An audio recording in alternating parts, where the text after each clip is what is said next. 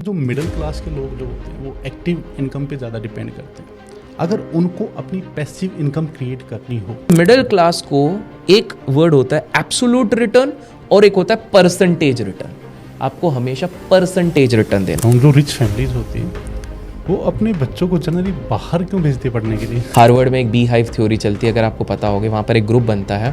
वो ग्रुप रहता है, जैसे मान लीजिए एक इंजीनियर होगा, एक आर्किटेक्ट होगा, एक जूडो कराटे का स्पेशलिस्ट होगा। वो सबको एक ग्रुप में रखा जाता है ताकि मान लो हस्बैंड वाइफ है, हाँ। ठीक है, दोनों के बीच में कुछ चल रहा है सिस्टम, तो वो भी जो होता है अच्छे के लिए होता है। देखिए, सबसे पहले तो मैं अपनी संस्कृति में जाता हूँ। आदि गुरु शंकराचार्य जी ने अद्वैत वेदांता जब बताया तो वहाँ पर भी कहीं ना कहीं ये चीज़ बताई गई कि अगर एक गरीब आदमी है, अगर उसको अमीर बनना है तो उसके क्या स्टेप्स हैं? गरीब हमेशा अपने आसपास लोगों को भरा रहता है, और एक अमीर जितना अमीर होता रहता है ना, वो अपनी तरफ दीवारें खींचता रहता है। वो क्यों खींचता रहता है? शेयर बाजार में अगला राकेश झुनझुनवाला जी बनने के लिए क्या करें? देखिए, अगले राकेश झुनझुनवाला अगर आपको शेयर बाजार में बनना है तो सबसे पहले लर्न करो, एल हटाओ, तभी अर्न कर पाओगे। तो पहले लर्न करो, फिर आप अर्न कर पाओगे। दूसरी चीज़ आपको ये समझो, इन्वेस्ट कहाँ करें? डिफेंस में करें, एआई में करें, स्टॉक्स में करें, क्रिप्टो में करें, कहाँ करें? अगर आप टेक्निकल बैकग्राउंड से, आपको टेक्निकल में बहुत पढ़ाई करी, आपको पता है एआई कैसे चलेगा, तो आप कीजिए।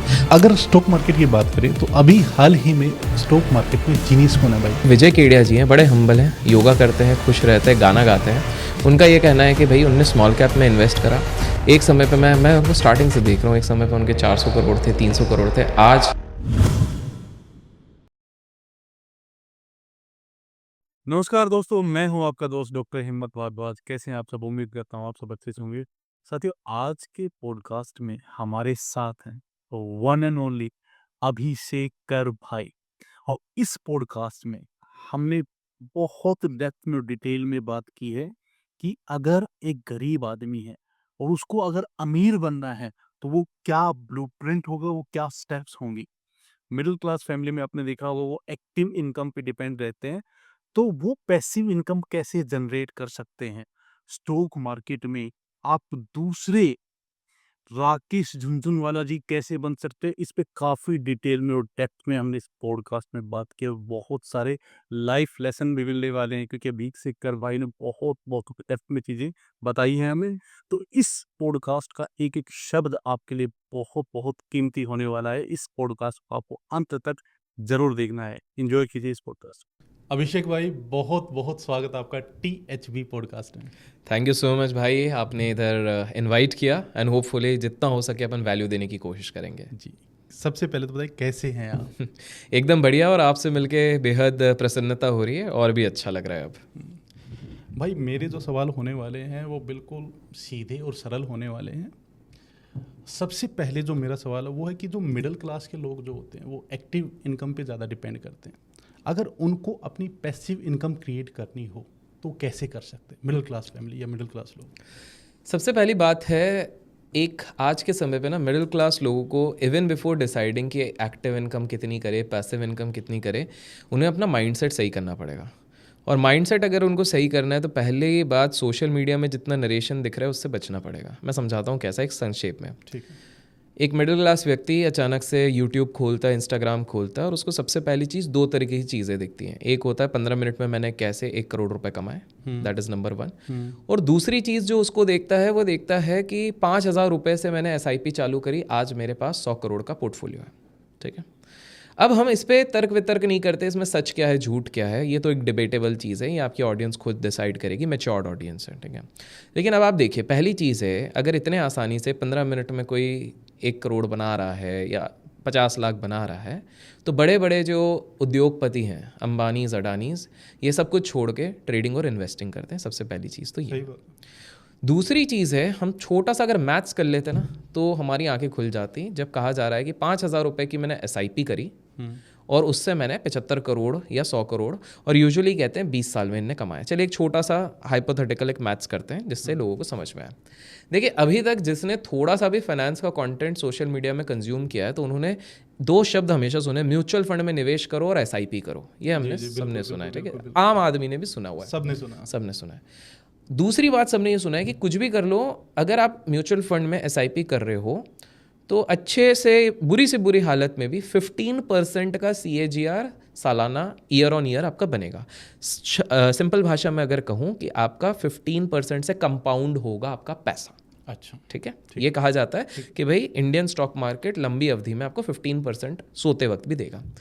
अब आप एक चीज़ देखो, अगर हम 15% एक पॉजिटिव साइड पे हम लेके चलते हैं और 20 साल का हम लेके चलते हैं एक अवधि, और आप सोचते हो कि जितने लोग आके बड़े लोग आके कहते हैं कि 5,000 रुपये हम लगाएंगे तो आपके इतने पैसे बन जाएंगे, तो आंकड़ा सही नहीं बैठता है।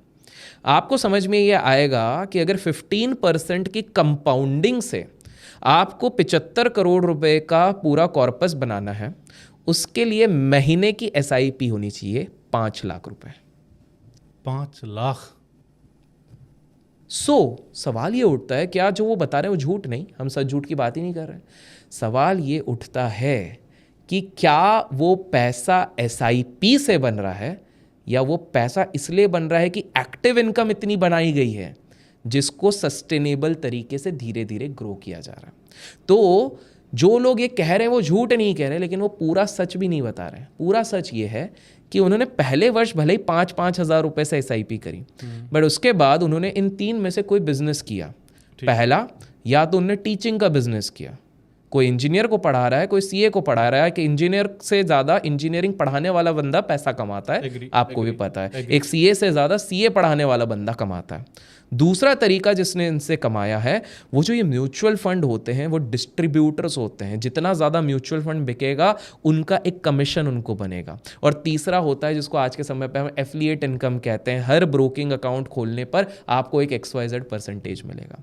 तो ये वहाँ से, अब आप सोचो, अगर वहाँ से आपके पास 10 लाख रुपए हर महीने आ रहे हैं, तब तो 5 लाख लगाना काफ़ी आसान होता है। तो पहली चीज़ है, मिडिल क्लास व्यक्ति को ये सोशल मीडिया के नरेशन को समझना ज़रूरी है। आपको एक बार होश संभाल के, हम ये कहानी पढ़ते कि राकेश झुनझुनवाला जी ने 5,000 रुपये लगाए और उसके बाद उनकी मृत्यु के समय पे उनका नेटवर्थ 50,000 करोड़ था। हम इसकी बात नहीं करते हैं कि 1988 और 89 में उन्होंने अपने कजिन ब्रदर के थ्रू एक क्लाइंट लिया था जिसने इनको 8 लाख रुपए उस समय पे एज लोन दिया था।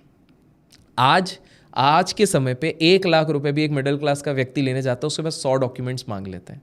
इसका मतलब उधर उनका नेटवर्क भी था। हम ये नहीं देखते कि राकेश झुनझुनवाला जी ने जब अपना निवेश करना शुरू किया था तब गिनती की 30 अच्छी कंपनियां थी, आज 5,000 कंपनियों से चुनना है हमको। तो पहली चीज, म्यूचुअल फंड हो, SIP हो, इन्वेस्टिंग हो, रियल एसेट हो, क्रिप्टो हो, हमें सोशल मीडिया के पूरे नरेशन पे नहीं जाना है। हमें सीखना ज़रूर है, लेकिन अपनी क्यूरियोसिटी जगा के हमको बैक टू बेसिक आना है, किताब पढ़नी है। पहली चीज़ तो मिडिल क्लास को ये करना है। ठीक है। दूसरी चीज़ है, मिडिल क्लास को एक वर्ड होता है एब्सोल्यूट रिटर्न और एक होता है परसेंटेज रिटर्न। आपको हमेशा परसेंटेज रिटर्न देना है। उदाहरण के तौर पे मैं बताता हूँ। उदाहरण के तौर पे ईश्वर की दुआ से आज नेटवर्क ठीक ठाक है। अगर मैं कहता हूँ कि यार मेरा 50 लाख का नुकसान हो गया, अब आप एक साइकोलॉजी के हिसाब से सोचिए, एक व्यक्ति जो जॉब कर रहा है जिसकी महीने की इनकम 50,000 है, दिल्ली जैसी जगह में 30,000 रुपये तो मेंटेनेंस का ही उसका निकल जा रहा है, हार्डली 10,000 रुपये वो बचा पा रहा है मुश्किल से। तो उसके लिए वो 50 लाख सुनेगा, उसका दिमाग 50 लाख सुसाइड कर लेगा। सही बात है। लेकिन वो मुझे मैटर नहीं करेगा। क्यों? क्योंकि परसेंटेज वाइज ऑफ नेटवर्क देखे तो वो 2-3% निकल रहा है। आप समझ रहे हैं इस चीज को? तो पहला पॉइंट इन मिडिल क्लास वालों को समझना है कि हम जब भी अपना करियर शुरू करें, जब भी हम कहीं भी निवेश करें, हम परसेंटेज वाइज देखने की कोशिश करें हर चीज को। हम जब लोन लेने जा रहे हैं तो देखिए वो परसेंटेज आपको क्या हावी करेगा। और एक फॉर्मूला हर मिडिल क्लास व्यक्ति को समझ जाना चाहिए कि ये आपके फेवर में काम कर रहा है या अगेंस्ट में, उसको कहते हैं पावर ऑफ 72। देखिए, आप वैदिक मैथ्स वाले हैं, इसलिए थोड़े मैथ्स वाली चीज़ें भी मैं इधर बता रहा हूँ, सिंपल वाला। पावर ऑफ 72 क्या कहता है कि आप कोई भी चीज़ ब्याज में दे रहे हो या ले रहे हो, उसके परसेंटेज को आप जब 72 से डिवाइड कर दोगे, उतने टाइम पे वो पैसा डबल हो जाएगा। ठीक है। तो साधारण सी बात है, अगर 6% आपको फिक्स डिपॉजिट रिटर्न दे रहा है, मैं वो नहीं कैलकुलेट कर रहा हूँ कि आप हाई टैक्स ब्रैकेट पे हो तो नेट आपका 4.5% बनेगा, हम एब्सोल्यूट में देखते हैं 6%। तो आज अगर मैंने 1 लाख रुपए फिक्स डिपॉजिट पे रखे, इन्फ्लेशन अभी छोड़िए सबको, 6% अगर मेरे को रिटर्न मिल रहा है, तो मेरा पैसा 72/6 अगर मैं करता हूँ 12 साल, मेरा वो 1 लाख को 2 लाख बनने में कितना हो जाएगा? 12 साल। अब मैं क्या बोल रहा हूँ, इसको फेवर और अनफेवर में मिडिल क्लास को कैसे देखना है। आपने सुना होगा आजकल कर्जे में बहुत डूब रहे हैं मिडिल क्लास वाले। बिल्कुल बिल्कुल। क्योंकि वो ये सिंपल पावर ऑफ 72 नहीं लगा रहे हैं। हम हाइपोथेटिकल ले रहे हैं भाई, ये डिबेट मत कीजिएगा कि भाई बाहर तो होम लोन 8-9% में मिल जाएगा।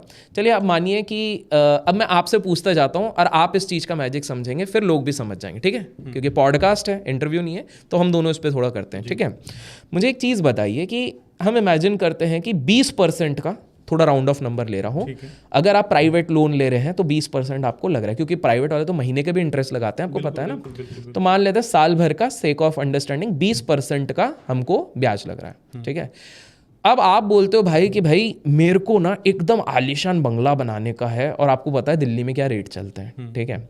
पर हम मान लेते हैं कि भाई गलती से आपको कोई ऐसी डील मिल गई कि आपने डाउन पेमेंट एक XYZ अमाउंट करा है, और आपने जो कर्जा लिया है वो 2 करोड़ का लिया है। कितने का लिया है? 2 करोड़ का। आपने 2 करोड़ का कर्जा ले लिया है 25 से 30 साल, 30 साल पकड़ते हैं, 30 साल के लिए 2 करोड़। क्यों? इंसान लंबे टाइम का इसलिए लेता है, उसको लगता है EMI कम आएगी तो मेरा खर्चा निकल जाएगा, सब निकलता है, ठीक है। बिल्कुल बिल्कुल। अब मुझे एक बताइए, पावर ऑफ 72 के हिसाब से अंदाजन 20% का अगर इंटरेस्ट रेट लग रहा है तो कितने साल में हमारा वो पैसा डबल होता है?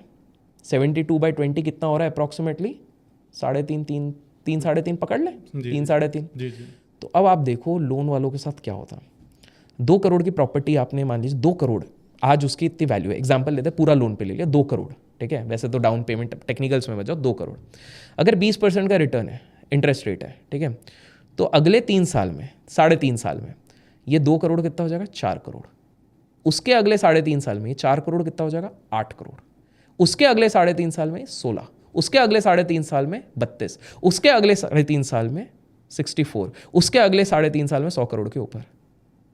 2 करोड़ की जायदाद थी, बैंक को देते देते आप कितना दे रहे हो? ये होता है, मैंने इजी तरीके, इसको कहते हैं रिवर्स कंपाउंडिंग। इसमें मिडिल क्लास फंस रहा है। अब इसको किस साइड में आना है? इसको उल्टे साइड पे आना है कि मैं किस प्रकार से 15 से 20% बना सकूं, ना कि दे सकूं। लोगों को ये मैथ समझना है। तब इंसान सोच रहा है महीने का 1 लाख रुपए तो जा रहा है, 50,000 ही तो जा रहा है। भाई 1-1 लाख दे दे के आप बैंक को कितना दे रहे हो? ब्याज वाले को कितना दे रहे हो? एग्री है ना। तो ये कंसेप्ट, छोटे छोटे जो कंसेप्ट है वो समझना है। तो मिडिल क्लास को, अब मैं आता हूँ, अब पैसिव इनकम और एक्टिव इनकम की तरफ पे आ जाते हैं। तो भाई सबसे पहली चीज़ मेरी रिक्वेस्ट है, आप लोग पहले तो सिर्फ पैसिव इनकम सोचो भी मत, आप पहले सिर्फ एक्टिव इनकम पे ध्यान दो। पहला है, फाइनेंस का एक बंदा होगा जो आके पहले ये बोल रहा है, हर जगह थंबनेल लिए चलते हैं पैसिव इनकम बनाने के 8 सोर्स। नहीं भाई, बोलोगे नहीं शेयर में डिविडेंड मिलता है।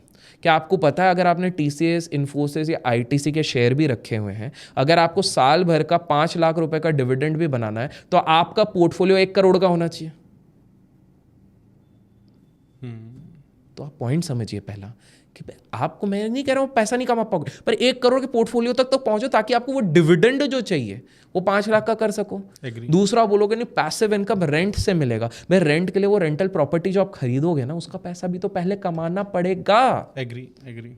तीसरी चीज आप बोलोगे कि मिडिल क्लास को क्या है कि भाई मैं एक घर लूंगा, जो नौकरी लगते है उसको ब्याज में चढ़ा दूंगा और जो EMI होगा उस ब्याज से निकल जाएगा। हमको ये बेसिक मैथ समझनी पड़ेगी कि भाई हमारे देश में रेसिडेंशियल प्रॉपर्टीज का रेंटल यील्ड 1.5 से 2% होता है, कमर्शियल का ही है जो 6.5 से 7% तक एटलीस्ट जाता है डिपेंडिंग ऑन लोकेशन। जैसे आप गुड़गांव में जाओगे तो उधर ज़्यादा मिलता है, हम हमारे पुणे के इधर आते हो तो पिंपरी चिंचवड़ एरिया रहता है, पिंपरी वाले साइड पे वहाँ पर ज़्यादा मिलेगा, कोरेगांव पार्क में ज़्यादा मिलेगा, लेकिन बहुत सारे एरिया में नहीं मिलेगा। अब तलेगांव साइड पर जाओगे उतना ज़्यादा नहीं, हल्कापुर का ज़्यादा है, उतना ज़्यादा नहीं है। तो लोकेशन भी मैटर करती है, और वो कमर्शियल प्रॉपर्टी 5 करोड़ की जो खरीदनी है उसके लिए 5 करोड़ कमाने भी तो हैं पहले। तो पहली चीज़ है ना, पैसिव और एक्टिव में घुसने से पहले मिडिल क्लास इंसान को पहले सोचना मेरी एक्टिव। अब एक्टिव इनकम कि भाई यूट्यूबर बन जाए, भाई सिर्फ 2% यूट्यूबर होते हैं जो एटलीस्ट लाख रुपए महीने का सस्टेनेबल हर महीने कमाते हैं। ये तो स्टैट्स कह रहा है ना, यूट्यूब सीधे आके कहता है 3600 करोड़ या 36,000 करोड़ यूट्यूबर्स ने कमाया, लेकिन वो ये नहीं बता रहा भैया 360 करोड़ पूरी दुनिया में आबादी में यूट्यूबर बन गए और 146 करोड़ हमारी आबादी में से 50 करोड़ तो आज इन्फ्लुएंसर बने पड़े हुए। राइट। हर बंदा एक कैमरा उठा के अपने आप को इन्फ्लुएंसर समझ रहा है। कितने फॉलोअर है भाई? मेरे 50 फॉलोअर है, मैं इन्फ्लुएंसर हूँ। करेक्ट। तो पहली बात है, हर इधर रेशियो बहुत कम है। आप अपने ही जोन में, आप जॉब कर रहे हैं, आप अपने स्किल्स बढ़ाइए, आप कोर्सेज कीजिए, आप उधर स्पेंड कीजिए। आप ये एम कीजिए कि आज मैं 50,000 का कोर्स ले रहा हूँ तो अपनी एफिशिएंसी इतनी बढ़ा दूँ कि अगले साल तक मेरी सैलरी जो 50,000 है वो 1.5 लाख हो जाए। आप जिस प्रोफेशन में काम करो उसमें इतने एक्सपर्ट बन जाओ कि लोग आपको एक्स्ट्रा पे करने लग जाए। बट मिडिल क्लास ना बड़ा कतराता है अपने एजुकेशन में इन्वेस्ट करने से, अपनी ट्रेनिंग। मैंने एक चीज़ नोटिस करी है, आप भी भाई जित्तों से मिलेंगे तो आपने एक चीज़ नोटिस करी होगी। स्नेह देसाई जी से मैं मिलता हूँ, कहता है अभिषेक मैंने ऑलमोस्ट 2.5 करोड़ रुपए अपनी लर्निंग पे खर्च किया हुआ है। परीक्षित भाई से मैं मिलता हूँ, परीक्षित भाई बोलते हैं मैंने 1-1.5 करोड़ रुपए अपनी लर्निंग पे मेरी खर्च कल ही किया। बात हो रही थी उनसे इस बारे में। उन्हें बताया होगा बिल्कुल कितने वो आज भी वो स्पेंड करते हैं, ठीक है। फिर मैं विशाल मलकान से मिला, विशाल मलकान बोलते हैं मैंने अपने लाइफ में 7-8 करोड़ रुपए मैंने लर्निंग पे खर्च लर्निंग पे। बोलेंगे अरे करोड़, भाई इनने भी शुरू किया था 1,000 रुपए के कोर्स से ही, ये पहले से नहीं आए। बट ये जैसे जैसे बढ़ गए। हमारे फील्ड के एक व्यक्ति की बात बताता हूँ, पॉल ट्यूडर जोन्स, बहुत बड़े हेज फंड के मैनेजर हैं। आज अगर उनकी संपत्ति देखी जाए INR के हिसाब से तो कुछ 3,000 करोड़ के ऊपर खुद की संपत्ति है। तो एक बार क्या हुआ, आज से 15 साल पहले एक बहुत famous motivational comes neuro speaker हैं जिनको पूरी दुनिया में सब मानते हैं सबसे रिचेस्ट मोटिवेशनल स्पीकर है, टोनी रॉबिन्स। अब टोनी रॉबिन्स, ये 15 से 20 साल पहले की बात है, तो पता लगा पॉल ट्यूडर जोन्स इनको साल का 12 करोड़ रुपए दे रहे पर्सनलाइज्ड ट्रेनिंग का, कुछ सेशन का। लोग सोचे अरे भाई तू तो ट्रेडर है, तुझे साइकोलॉजिस्ट की क्या ज़रूरत है तुझे। वो बोल रहा भाई मैं 12 करोड़ जो स्पेंड कर रहा हूँ ना, मैं इधर 1,000 करोड़ उसके चक्कर में कमा पाता हूँ। क्योंकि टोनी रॉबिन्स मुझे ये ट्रेडिंग नहीं सिखा रहा, वो मुझे ये सिखा रहा है। मैंने ये देखा कि 500 करोड़ तक तो मैं संभालना सीख गया हूँ, 500 करोड़ के ऊपर साइकोलॉजी हिल रही है, उसके कारण मेरे को 50 करोड़ का घाटा हो रहा है। तो वो व्यक्ति को मैं स्पेंड इसलिए कर रहा हूँ क्योंकि उसने मुझे ऐसे NLP की टेक्निक्स बताई कि मैं किस तरह से पैनिक में ना हूँ। तो मिडिल क्लास को ये चीज़ समझना पड़ेगा कि आपको अगर अपना क्लास चेंज करना है तो आपको आपके लर्निंग पर इन्वेस्ट करना पड़ेगा, अपनी धीरे धीरे करके। तो ये एक चीज़ हो गई। अब आते हैं फिर पैसिव। आपका पैसिव इनकम सोर्स आपको तभी रिटर्न देगा जब उस पैसिव इनकम का पूल बड़ा होगा। ये सच्चाई है, 19-20 का फर्क नहीं, सच्चाई यही है। तो आपको पहले डिसाइड करना है कि मैं लाइफ में कब सेट हो जाऊंगा। अगर महीने में मेरे 2 लाख रुपए कहीं से भी ब्याज करके आ जाए, इंटरेस्ट करके आ जाए, मैं खुश हो जाऊंगा, ठीक है। तो अब वो 2 लाख के हिसाब से अगेन पावर ऑफ 72 लगा के और परसेंटेज वाइज कि आप खुद लगाओ ना कि 2 लाख अगर कोई एसेट क्लास जनरल 8% का रिटर्न देगा तो आप निकाल सकते हो कि मेरे को इतना कैपिटल पहले जमा करना पड़ेगा। तो कर्जे लेने से पहले, दुनिया को इंप्रेस करने से पहले वो कॉर्पस जमा कीजिए, पहला ये सीधा, ठीक है। अब पैसिव इनकम आज के समय पे ये भी बताता हूं कि बनाना इजी भी है। कैसे? आज आपके पास सबसे बड़ा टूल है सोशल मीडिया। आपके पास कोई भी स्किल है, आप अपना एक फेसबुक पेज या इंस्टाग्राम पेज या यूट्यूब चालू कीजिए, लेकिन पैशन के साथ करना पड़ेगा। आप ये सोच के आओगे कि पहले दिन मैं सोशल मीडिया पे आऊँगा, मैं सौरभ जोशी बन जाऊँगा, ऐसा नहीं होगा। आप सौरभ जोशी की भी पेज पे जाके देखेंगे, आज तक जब से उनने चैनल चालू किया रोज़ एक वीडियो गया है। हम इस मेहनत को नकार नहीं सकते, व्लॉगिंग कहना बहुत आसान है, बट आज तक रोज का एक वीडियो, हर दिन एक वीडियो लास्ट 7-8 साल से अगर कोई व्यक्ति डाल रहा है, कोई तो बात है, बड़ी बात है, करेक्ट। दूसरी बात, अगर आप भुवन बाम भाई को देखेंगे, आजकल वो वीडियो कम डाल रहे हैं क्योंकि उन्होंने लीक चेंज कर लिया, लेकिन आप वो देखो, अकेला व्यक्ति हाथ से लेके अकेला व्यक्ति 8-10 कैरेक्टर बन रहा है, एडिट कर रहा है, तभी आज वो उस मुकाम पे पहुंचा है। तो पहली बात है, शॉर्टकट तो कुछ भी नहीं है भाई। पर आप बोलोगे लेकिन यार मैंने वो रानू मंडल जी को देखा, वो तो अचानक से फेमस हो गए, जितनी स्पीड से वो फेमस हुए उतनी स्पीड से वो डाउन भी गई। वो कांचा बादाम जितने उसमें गया उतने। तो with due respect to everybody, जितने लोग टिके हैं ना वो कंसिस्टेंटली एफर्ट डाल रहे हैं। तो वो पैसिव इनकम क्विकली मैं बताता हूँ किस किस तरीके से ये लोग कर सकते हैं। सोशल मीडिया एक तरीका हो गया। दूसरा होता है रेंटल्स जो आते हैं, उसके लिए आपको प्रॉपर्टीज थोड़ी एक्वायर करनी पड़ेगी। भारत में अगर आप कर रहे हो तो कमर्शियल प्रॉपर्टीज लेंगे। तीसरा स्टॉक्स के थ्रू डिविडेंड्स जो आता है, लेकिन आजकल टैक्सेबल हो गया है, लेकिन अगर वो भी करना है तो उसके लिए आपको धीरे धीरे इन्वेस्टमेंट का अमाउंट बढ़ाना पड़ेगा, वो आपका एक पैसिव इनकम बन जाएगा। चौथा, जो पर्सनल ब्याज पे देते हैं वो लोगों को पता है ये वाली चीज़ है। पांचवा, आप अपने खुद का इंटेलेक्चुअल प्रॉपर्टी बना देंगे। मान लीजिए कोई एक व्यक्ति है, उसने बोला मेरी दादी जी से मैंने ऐसी कुकिंग स्किल सीखी जो कोई नहीं बनाता और हर कोई इतना खुश है। भाई अगर आप उस पर प्रोप्राइटरी ले लेते, एक ऐसे कुकिंग की बुक बनाते हैं और वो आप सीधे बोलते हो लाइसेंसिंग राइट्स दूंगी, किसी भी होटल वाले को दूंगी, तो आप वो सोचिए। आज सोचिए अगर कोक और पेप्सी की बात करें, इन लोगों ने अपनी आईपीज को इतना स्ट्रॉन्ग रखा है, किसी को नहीं पता इनके क्या इंग्रेडिएंट है, तो क्या गुडविल की वैल्यू है उस चीज़ की। आप सोचिए उस चीज़ का। मैकडोनल्ड जिस हिसाब से बर्गर बनाता है उस तरह से कोई बना ही नहीं पा रहा है। KFC जिस हिसाब से बना रहा है कोई नहीं बना पा रहा है।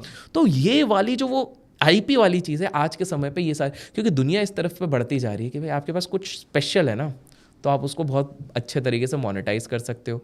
छठा चीज़ जहाँ से आप पैसिव इनकम बना सकते हो वो आपका होता है कि अगर आप आर्टिस्ट हो तो आर्टिस्ट लोगों को रॉयल्टीज़ मिलती हैं, आपको पता होगा। तो आप कुछ ऐसी चीज़ बना दो जहाँ से आपको लाइफ टाइम थोड़ी सी इनकम, आपने एक बुक लिखी अच्छे से पब्लिश करी उसके बाद, लेकिन आप कुछ लोग बोलेंगे अरे बुक हम सब बुक लेंगे, बुक लिखना भी आसान नहीं है, बुक को इतना पब्लिसाइज करना भी आसान नहीं है। और हमेशा याद रखिए बुक, सिर्फ बुक से बहुत रेयरली लोग वेल्दी हुए हैं, शब्दों पे ध्यान दीजिएगा, सिर्फ बुक लिख के बहुत रेयरली लोग वेल्दी हुए हैं। जो वेल्दी हुए उनका पैरेलल 5-10 और चीज़ था, बुक उनके लिए एक डिस्ट्रीब्यूशन था, उनका ब्रांड बिल्डिंग, सिंपल सी बात है। तो पैसिव इनकम्स के ये इस तरह से काफ़ी सारे आजकल स्ट्रीम हैं। डिजिटल होने के चक्कर में आप डिजिटल एसेट्स बहुत बना सकते हैं, ई बुक्स बना सकते हैं, म्यूजिक लेबल्स बना सकते हैं, एआई की मदद से भी आप काफ़ी सारी चीज़ें बना सकते हैं। तो इस प्रकार से एक मिडिल क्लास इंसान काफ़ी सारे पैसिव टूल्स बना सकता है, बट अगेन पहले एक्टिव इनकम बढ़ाओ, पहले एक्टिव इनकम बढ़ाओ। बिल्कुल। जी भाई, लगातार हम सुनते आ रहे हैं कि गरीब आदमी गरीब होता जा रहा है, अमीर आदमी अमीर होता जा रहा है। मैं आपसे पूछना चाहता हूँ कि गरीब आदमी अमीर कैसे बन सकता है? अगर एक गरीब आदमी अगर उसको अमीर बनना है तो उसके क्या स्टेप्स हैं? पहली चीज़ है, गरीब आदमी को अपनी सोच बदलनी पड़ेगी। माइंडसेट, वो हमेशा स्केर्सिटी माइंडसेट से रहते हैं। उनको समझना पड़ेगा there is something called abundance mindset, जो काफ़ी लॉ ऑफ अट्रैक्शन के कोचेस भी कहते हैं, जो सच है। आप मानते हैं? बिल्कुल मानते हैं। हाँ, मतलब मैं मैनिफेस्टेशन कहता हूँ उस चीज़ को, बट मैं मानता हूँ उस चीज़ पे बिल्कुल। आप शायद मैं इधर बैठे हुए हैं तो शायद आपने मुझे अट्रैक्ट कर लिया है। बिल्कुल मैं कहने ही वाला था बिल्कुल, क्योंकि काफ़ी टाइम से मैं इमेजिन कर रहा था कि मुझे अभिषेक भाई के साथ में करना है, और मुझे 1000% मतलब यकीन था होगा। आपको यकीन था इसलिए ये हो रहा है। बिलीफ का पूरा गेम है। एक गरीब के ना माइंड में एक बड़ा, आप एक चीज़ नोटिस करना, एक गरीब जितना होता है ना, गरीब हमेशा अपने आसपास लोगों को भरा रहता है, और एक अमीर जितना अमीर होता रहता है ना, वो अपने तरफ दीवारें खींचता रहता है। वो क्यों खींचता है? ताकि उसके बिलीफ सिस्टम में ना फालतू की चीज़ें आए ना। आप खुद सोचो, हमारे देश के एक बहुत बड़े उद्योगपति, फरवरी 2023 की बात है, अचानक से एक रिपोर्ट आती है जिसके कारण उनके शेयर मार्केट में क्रैश होता है। हर कोई बोल रहा है, इतनी नेगेटिविटी बोल रहा है। भाई साहब, जितने लोगों ने नेगेटिव कहा, एक व्यक्ति भी आपको सामने आके वो शब्द बोल देना, आप सोचोगे मैं सुसाइड कर लूँ, ऐसे कैसे कहते। उन व्यक्ति ने ज़्यादा कुछ रिएक्ट नहीं किया, साल भर क्या कम बैक कर लिया। लोग कमेंट्स में गेस करेंगे मैं किसकी बात करूं, बट आप खुद सोचो, दिस शोज अबाउट माइंडसेट। एक आप नोटिस करो, एक गरीब इंसान होगा ना, वो हर जगह, एक आजकल तो बिकॉज जियो के कारण नेट इतना इजी हो गया है, तो वो नेट का उपयोग करेगा कि भाई चलो आज जाके किसी को ट्रोल करेंगे, किसी के अंदर नेगेटिव लिखेंगे, कमेंट्स में जाके किसी को पुल डाउन करेंगे। मैंने आज तक ना वॉरेन बफेट सर को या मुकेश अंबानी सर को नहीं देखा कि वो सोशल मीडिया पे जाएं, एनोनिमस हैंडल बनाए, और तूने मुझे ऐसा कैसे बोल दिया, और तुम तो पागल हो, और तुम तो चोर हो। मैंने आज तक कभी नहीं देखा। आपने कभी किसी बड़े इंसान को देखा हो तो बताइएगा। कोई भी बड़ा व्यक्ति ये चीज़ नहीं करता। तो पहले ना माइंडसेट बदलना है। माइंडसेट में 3 चीज़ें लानी पड़ेगी। पहले पॉजिटिविटी, कहना आसान है लेकिन हम लोग एक बहुत नेगेटिव सोसाइटी में रहते हैं।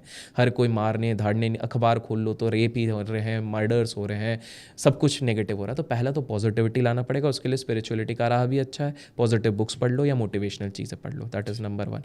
दूसरा माइंडसेट चेंज, जो मैंने स्कैरसिटी और अबंडेंस बोला, आपको ये एक्सेप्ट करना पड़ेगा, बिलीव बनाना पड़ेगा कि दुनिया में सिर्फ मेरे लिए नहीं, लाखों करोड़ों लोगों के लिए बहुत कुछ है, कमी नहीं है, सब के लिए बहुत कुछ है। That is the second thing. ऐसा ही नहीं हो रहा, देखिए ईयर ऑन ईयर हमारे देश में भी नंबर ऑफ मल्टी मिलियनर्स और बिलियनर्स बढ़ते ही जा रहे हैं।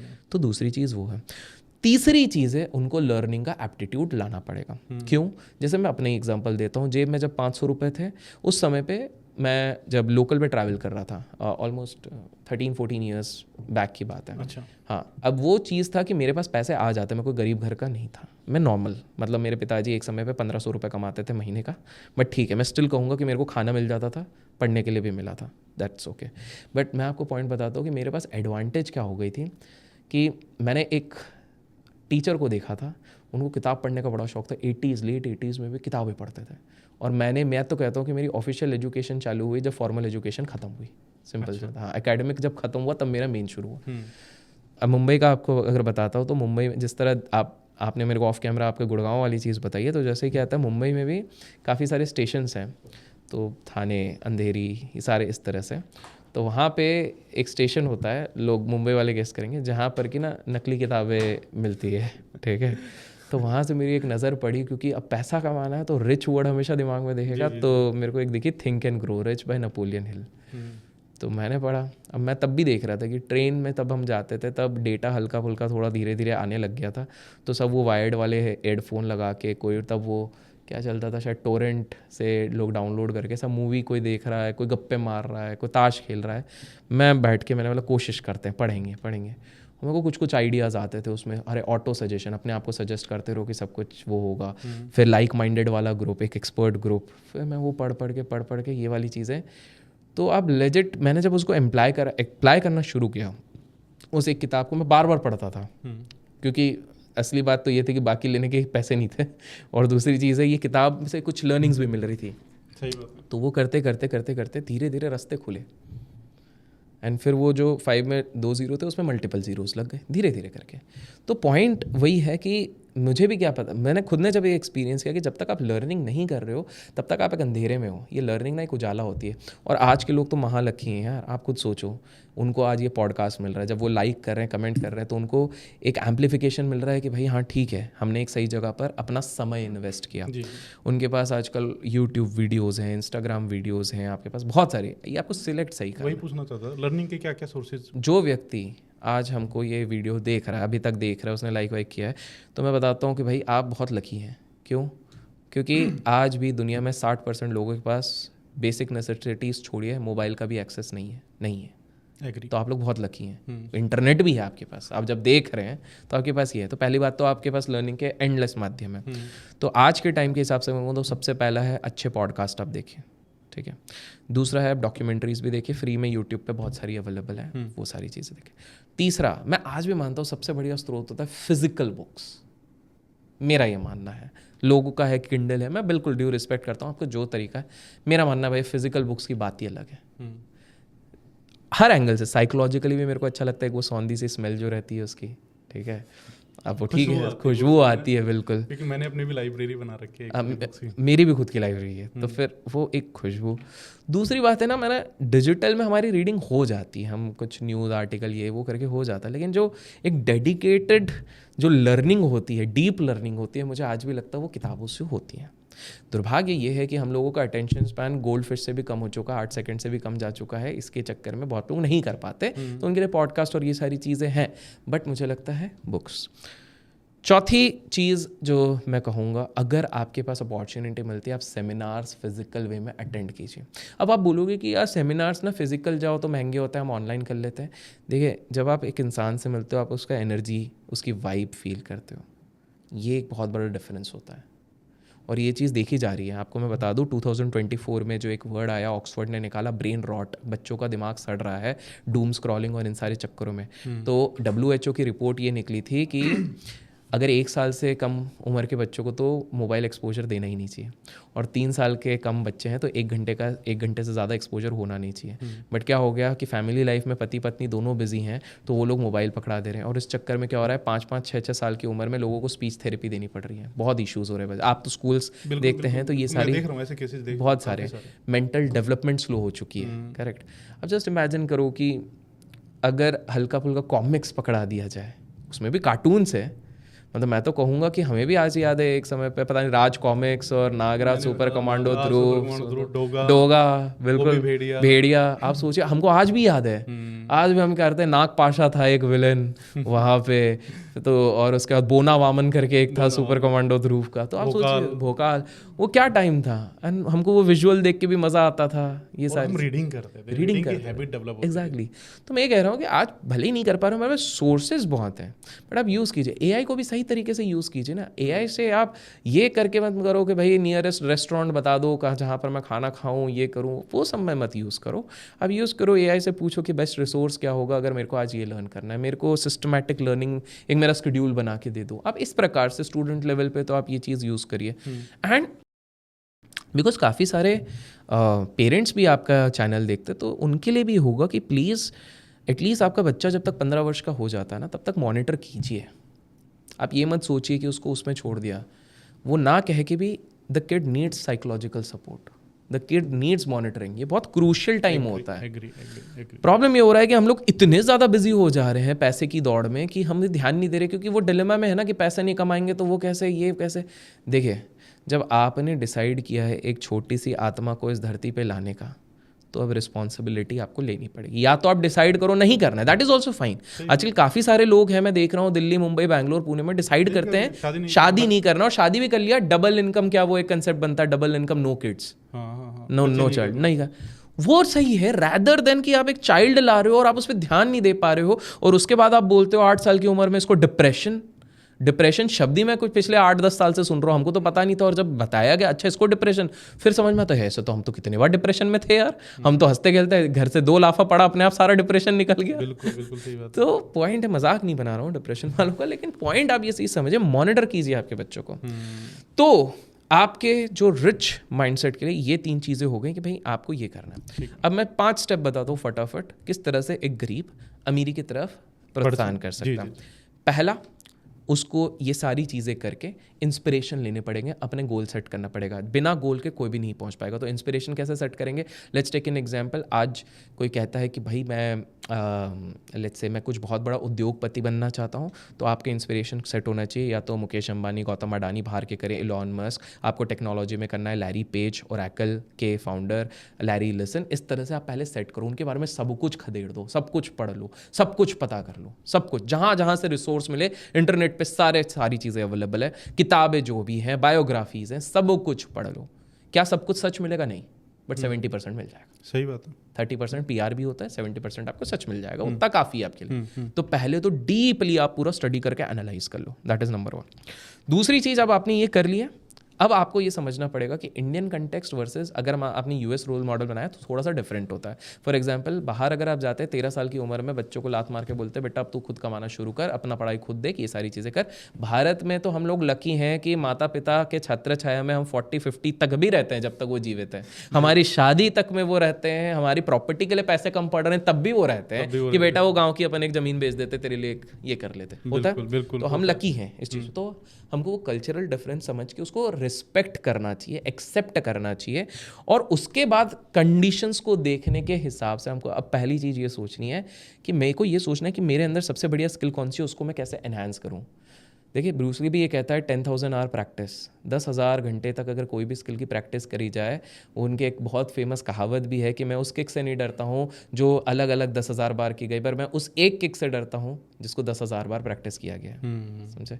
तो आप उस स्किल को पहले आइडेंटिफाई करो, इधर उधर मत ढूंढो। आप ये मत ढूंढो मेरे दोस्त ने रियल एस्टेट किया तो मैं भी रियल एस्टेट। अब ये मत देखो कि भैया किसी ने भैया पेरेंटिंग में परीक्षित भाई ने कर लिया तो मैं पेरेंट। आपका सही में पैशन है, आप सही में सिखाना चाहते हो, आपको सही में लगता है आप कर सकते हो, तो जाओ। सही बात है। तो आप अपना देखो, पैसा हर जगह कमा सकते हैं। आज से 17 साल पहले कोई नहीं सोच सकता था कि हंसाने वाले लोग कभी कमा सकते हैं। आज सबसे ज़्यादा स्टैंड अप कॉमेडियंस और कॉमेडियंस कमा रहे हैं। बिल्कुल एग्री। आप खुद सोचिए, बड़े बड़े उद्योगपति एक समय पे जाते थे इनको देखने के लिए कि देखते हैं ये लोग क्या करते हैं, हंसते थे। आज भाई करोड़ों कमा के उद्योगपति दूसरे साइड पे रहते हैं। आप खुद सोचिए। तो पहली चीज़ है कि आप वो आइडेंटिफाई कीजिए, आपकी कोर कॉम्पिटेंसी, ये बहुत ज़्यादा इंपॉर्टेंट है। आप एथलीट हो तो आप डिसाइड करो मेरे अंदर क्या स्किल है।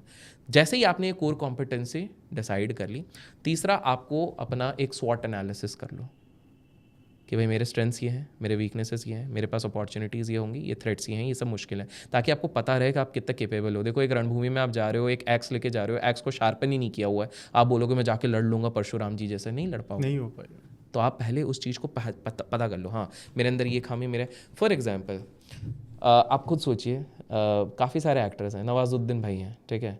अब वो अगर ये सोचते उस समय पे तो सारे एक्टर्स अच्छे दिखने वाले, स्मार्ट, बॉडी, ये वो, अगर वो ये सोचते, पर उनने देख लिया कि मेरी वीकनेस आएगी, उसको तो मैं कुछ कर नहीं सकता हूँ, ईश्वर की देन है। सही बात है। बट उनने किस पे? अपनी सीजन एक्टिंग पे ध्यान दे दिया, कोर पे, स्किल्स पे। ऐसा नहीं उनको ओवरनाइट सक्सेस, उनको काफ़ी साल लग गए। आज हम राजकुमार राव की बात है, क्या एक्टर, क्या भैया 7,000 रुपये की नौकरी करते थे एक समय पे, और आज देखिए कहाँ से कहाँ पहुँच गए। तो अपने कोर स्किल को आइडेंटिफाई करो कि उस पर लग जाओ। माइकल फिल्प्स से पूछा गया था, जो फेमस स्विमर है, उनसे एक बार पूछा गया था कि भाई आपने लास्ट 9 साल में, जब पूरे एक्टिव में 9 साल में आपने क्या किया, आपका क्या सीक्रेट है जिसके चक्कर में आप सक्सेसफुल हैं?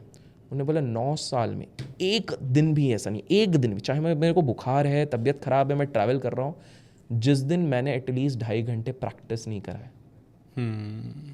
और उनसे पूछो भाई इतना क्यों भाई, मतलब हम तो बोलते हैं ना रेस्ट, ये वो, बॉडी को ये वो, क्योंकि उन्होंने सिंपल से एक बहुत इंटरेस्टिंग चीज़ कही, मैं एक दिन अगर प्रैक्टिस नहीं करता हूँ ना, मैं 3 दिन पीछे हो जाऊँगा।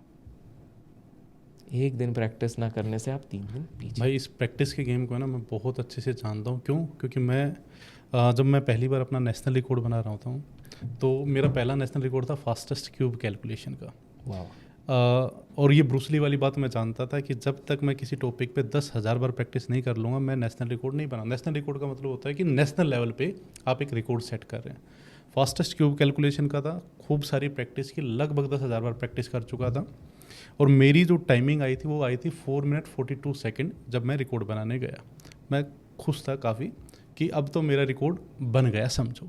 2 महीने के वेट के बाद में मेरे पास में रिजल्ट आता अप्रिशिएशन कि आपका ये रिकॉर्ड हम कंसीडर नहीं कर रहे क्योंकि आपकी टाइमिंग क्या है 4 मिनट 42 सेकंड में आपने 1 से लेकर 100 तक क्यूब कैलकुलेट किए हैं। हम इसको रिकॉर्ड हम इसको रिकॉर्ड तब कंसीडर करेंगे जब आप इसको 3 मिनट्स में करके दिखाओगे। 3 मिनट्स। अब 3 मिनट्स का मतलब था कि 4 मिनट 42 सेकंड ये मेरी बेस्ट टाइमिंग थी 6 महीने के बाद की। 1 से लेकर 100 तक मैंने एक क्यूब नहीं बताया, मैंने without using pen and paper. मैं तो सोच भी नहीं पा रहा हूँ। तो भाई मेरे पास में ना 2 ऑप्शन थे कि या तो मैं उस चीज़ को वहीं पे छोड़ दूँ, किसी दूसरे रिकॉर्ड की प्रैक्टिस करूँ, या मैं उस चीज़ को कंटिन्यू करूँ। तो यहाँ पे आया फिर वो ब्रूस ली वाली बात कि अगर मैं 4 मिनट 42 सेकंड पे आ गया 6 महीने की प्रैक्टिस के, एक बार फिर से 6 महीने की, एक बार इस पे और 10,000 बार प्रैक्टिस करता हूँ। अगले 6 महीने और प्रैक्टिस किया। जो टाइम दिया गया था 3 मिनट का, वो मैंने 1 मिनट 32 सेकंड में करके दिखाया। वाह। तो ये जो प्रैक्टिस है ना, जो आप बिल्कुल सही कह रहे हैं कि प्रैक्टिस से, और प्रैक्टिस नहीं, perfect practice makes a man perfect. और इसी पे मैं वापस माइकल फेल्प्स का एक एग्जांपल देता हूँ, क्योंकि आपकी स्टोरी से मेरे को फिर ध्यान आया। बीजिंग ओलंपिक्स का समय है। हाँ। सो माइकल फेल्प्स क्या होते हैं, स्विमिंग करते रहते हैं, बढ़िया पूरा वो चल रहा है। तो उसमें ऐसा रहता है स्विमिंग में इतने आपको इधर जाना है, फिर इधर जाना है, फिर इधर जाना है, फिर इधर जाना है, टच करके फिर फाइनली आपका रिकॉर्ड बनेगा आप कितने में है। क्या हो गया, जब उनके आखिरी 3 लैप बचे थे तो उनके ना चश्मे में पानी चले गया और नमकीन, अब उनको कुछ दिख नहीं रहा है, ठीक है। लेकिन 1 सेकंड के पॉज के बाद ये फिर भी चल रहे हैं, ठीक है। और उसके बाद लैब ख़त्म होने के बाद फटाक से उनने करा कि देखने के लिए कि क्या है रैंक, अब क्या हुआ, क्या मैं पीछे रह गया क्या, और उनको फ्लैश हुआ नंबर 1। अब उनने बाद में इंटरव्यू में पूछा भाई कैसे, तो बोले क्योंकि जब मैं प्रैक्टिस करता था ना पूल में, तो इतनी प्रैक्टिस हो गई थी, मेरे को पता था 18 स्ट्रोक्स में मैं इधर पहुंचूंगा, 15 स्ट्रोक्स में मैं उधर पहुंचूंगा। एक एक चीज़ काउंट की हुई थी, एक एग्जैक्टली, है ना। केमिस्ट्री की पीरियोडिक टेबल को 118 एलिमेंट्स होते भाई। हाँ करेक्ट। एक एलिमेंट को अगर आप 1 सेकंड लोगे तो कितने सेकंड लगेंगे? 118। मैं इस टाइमिंग को 21 सेकंड पे लेके आया, यानी कि 1 सेकंड में मैंने 4 से 5 एलिमेंट बोले, सिर्फ और सिर्फ वो परफेक्ट प्रैक्टिस से, है ना। लेकिन ये एक बार में टाइमिंग नहीं आई। पहले मैंने इस रिकॉर्ड को 50 सेकंड किया, फिर 45, फिर 40, फिर 35, फाइनली 21 सेकंड का मतलब था कि जब मीडिया ने मेरे से पूछा कि आपको कैसा फील हुआ जब 21 सेकंड में आप उस चीज़ को बोल रहे थे, तो मुझे वो फील हुआ जब किसी को हैंग किया जाता है ना, फांसी लगाया जाता है, जो लास्ट मोमेंट होता है, क्योंकि आपकी पूरी मतलब आपने सब कुछ, आपकी नस फट चुकी है, मतलब इस लेवल पे आप बोलते हो, क्योंकि 1 सेकंड में आप 6 से 7 एलिमेंट बोल रहे हो, ठीक है। तो ये प्रैक्टिस में तो वो जादू है। बिल्कुल बिल्कुल। और पता है मैंने अभी जस्ट ऐसे ही बहुत ही छोटा सा मेरे खुद का मैंने एक एग्जांपल देखा मैंने परसों दोस्त को ही भेजा, मैंने बोला पता नहीं मेरे को तो ये सबके साथ ही होता होगा। मैंने बोला ये तो सबके साथ होगा, मेरे को पता नहीं है। तो उसने बोला नहीं मेरे साथ तो नहीं हो रहा है यार। तो मैंने क्या किया, मैंने ऐसे वीडियो रखा, मैंने अचानक से ऐसे देखा कि मेरा जो लैपटॉप है, मेरा खुद का जो लैपटॉप है, उस पर मैं इतना टाइपिंग का वर्क किया हुआ कि मैंने ऐसे टाइम पास में देखा कि उस दिन मैं बड़ा थका हुआ था, मैं आँख बंद करके भी टक टक टक टक टक टक कर रहा था। और फिर मैंने देखा हार्डली बस एक जगह पे एक छोटा सा कुछ वो था, बाकी सब सही। मैंने बोला ये क्या है, कुछ जादू वादू आ गया क्या? तो फिर मैंने बोला, फिर मैंने खुद ने सोचा हो सकता है बिकॉज इस लैपटॉप पे मैंने इतना वर्क किया है मेरे हाथों के साथ कि मैं आँख बंद करके मेरे हाथों को पता है कि भैया स्पेस बार इधर है, ABCD, और मैं लॉजिकली उसको नहीं बता पा रहा हूँ, बट आई थिंक ये भी वही प्रैक्टिस वाला ही चीज़ हो गया। प्रैक्टिस। तो पर फिर मेरे दोस्त ने बोला नहीं यार मेरे साथ नहीं हो रहा। मैंने बोला फिर पता नहीं शायद कम काम करता होगा ये तो वो चीज़ है। एनीवेज, तो प्रैक्टिस करनी पड़ेगी, बिल्कुल बिल्कुल करनी पड़ेगी। तीसरी चीज़ वो है, अब जब आपने प्रैक्टिस कर लिया, अपना कोर कॉम्पिटेंसी निकाल लिया, आपने ये चीज़ कर ली है, चौथा होगा आपके पास अब पैसा आना शुरू हो जाएगा, ठीक है। फॉर एग्जाम्पल मैथ्स मान लीजिए किसी की बहुत अच्छी है, वो सोचता है कि मैं मैथ्स का टीचर बनूंगा, बेस्ट टीचर बनूंगा। मैं जैसे फिजिक्स वाला फिजिक्स में बने, मैं मैथ्स का बनूंगा, मैथ्स वाला बनूंगा। अब क्या होगा, ऑब्वियसली इनिशियली छोटे से शुरुआत होगी ना। अब मान लीजिए आप ट्यूशन्स ले रहे हैं, आप कुछ भी करके आप मान लीजिए आपके 15,000 रुपये महीने के आने लग गए, ठीक है, सबकी छोटी छोटी शुरुआत होगी। अब सबसे इंपॉर्टेंट जहाँ पर मिडिल क्लास भटक जाता है, ये चाहे 15,000 हो, 15 लाख हो, 15 करोड़ हो, सबसे पहली बार जब मिडिल क्लास के पास पैसा आने लगता है, वो एक कंसेप्ट की गलती कर देता है, डिलेड ग्रेटिफिकेशन नहीं कर पाता है। उसको अचानक से लगता है पैसा आ रहा है, अब मेरे को खर्च करना है, उड़ाना है। इस कॉन्सेप्ट को मैं बहुत ज़्यादा मानता हूँ, डिलेड ग्रेटिफिकेशन, मतलब ये मेरा फेवरेट कॉन्सेप्ट है एक्चुअली। जी जी प्लीज़। परफेक्ट। तो यार देखिए क्या होता है कि हम लोगों को इतना हम प्रभावित हो गए हर चीज़ से कि आज मेरे पास 20,000 रुपये हैं तो मेरे को, मैं इतना तत्पर हो जाऊंगा कि ये भी खरीदना है, इंस्टेंट खरीदना, EMI पे जाके आईफोन खरीद लूंगा मैं। आप अपने आप को बांध क्यों रहे हो भाई? सब्र करो, हर चीज़ का मौका मिलेगा। मिडिल क्लास को एक सिंपल सा रूल बना देना चाहिए, आपकी इनकम जितनी भी बढ़ जाए, आप लाइफस्टाइल इन्फ्लेशन बोलो या कुछ भी बोलो, अगर मान लीजिए आज 100 रुपये आप कमा रहे हो, ठीक है, और आपके खर्चे 50 रुपये हैं, ठीक है, प्रॉब्लम क्या हो जाएगा कि जैसे 200 रुपये बन जाएंगे तो ये 150 रुपये खर्च करने लग जाएंगे। नहीं, आप या तो सेम प्रोपोर्शन पे भी मत करो, 50 रुपये का आपका 100 रुपये हो गया, आपकी लाइफ अच्छी चल रही है ना 50 रुपये पे, तो अगर मान लीजिए 6 महीने में आपके 200 रुपये भी हो गए ना, 50 रुपये का सिर्फ 10% बढ़ाओ। रीज़न क्यों? क्योंकि आप 50 में भी जी रहे थे ना, अच्छा 60 रुपये कर दो बस, 60 रुपये कर लो, 55, 60, 70 कर लो। क्यों? क्योंकि वो जो एक्स्ट्रा पैसा बचेगा, उस एक्स्ट्रा पैसे को आप इन्वेस्ट करोगे, तभी तो वो जो हम पैसिव इनकम की बात कर रहे हैं उसका पूरा पूल धीरे धीरे बनता जाएगा। समझ रहे हैं आप? हम पूल बनाने की कोशिश कर रहे हैं। आप पूल के लिए कुछ रखोगे ही नहीं, क्योंकि आपने कहीं से सुना YOLO, you only live once.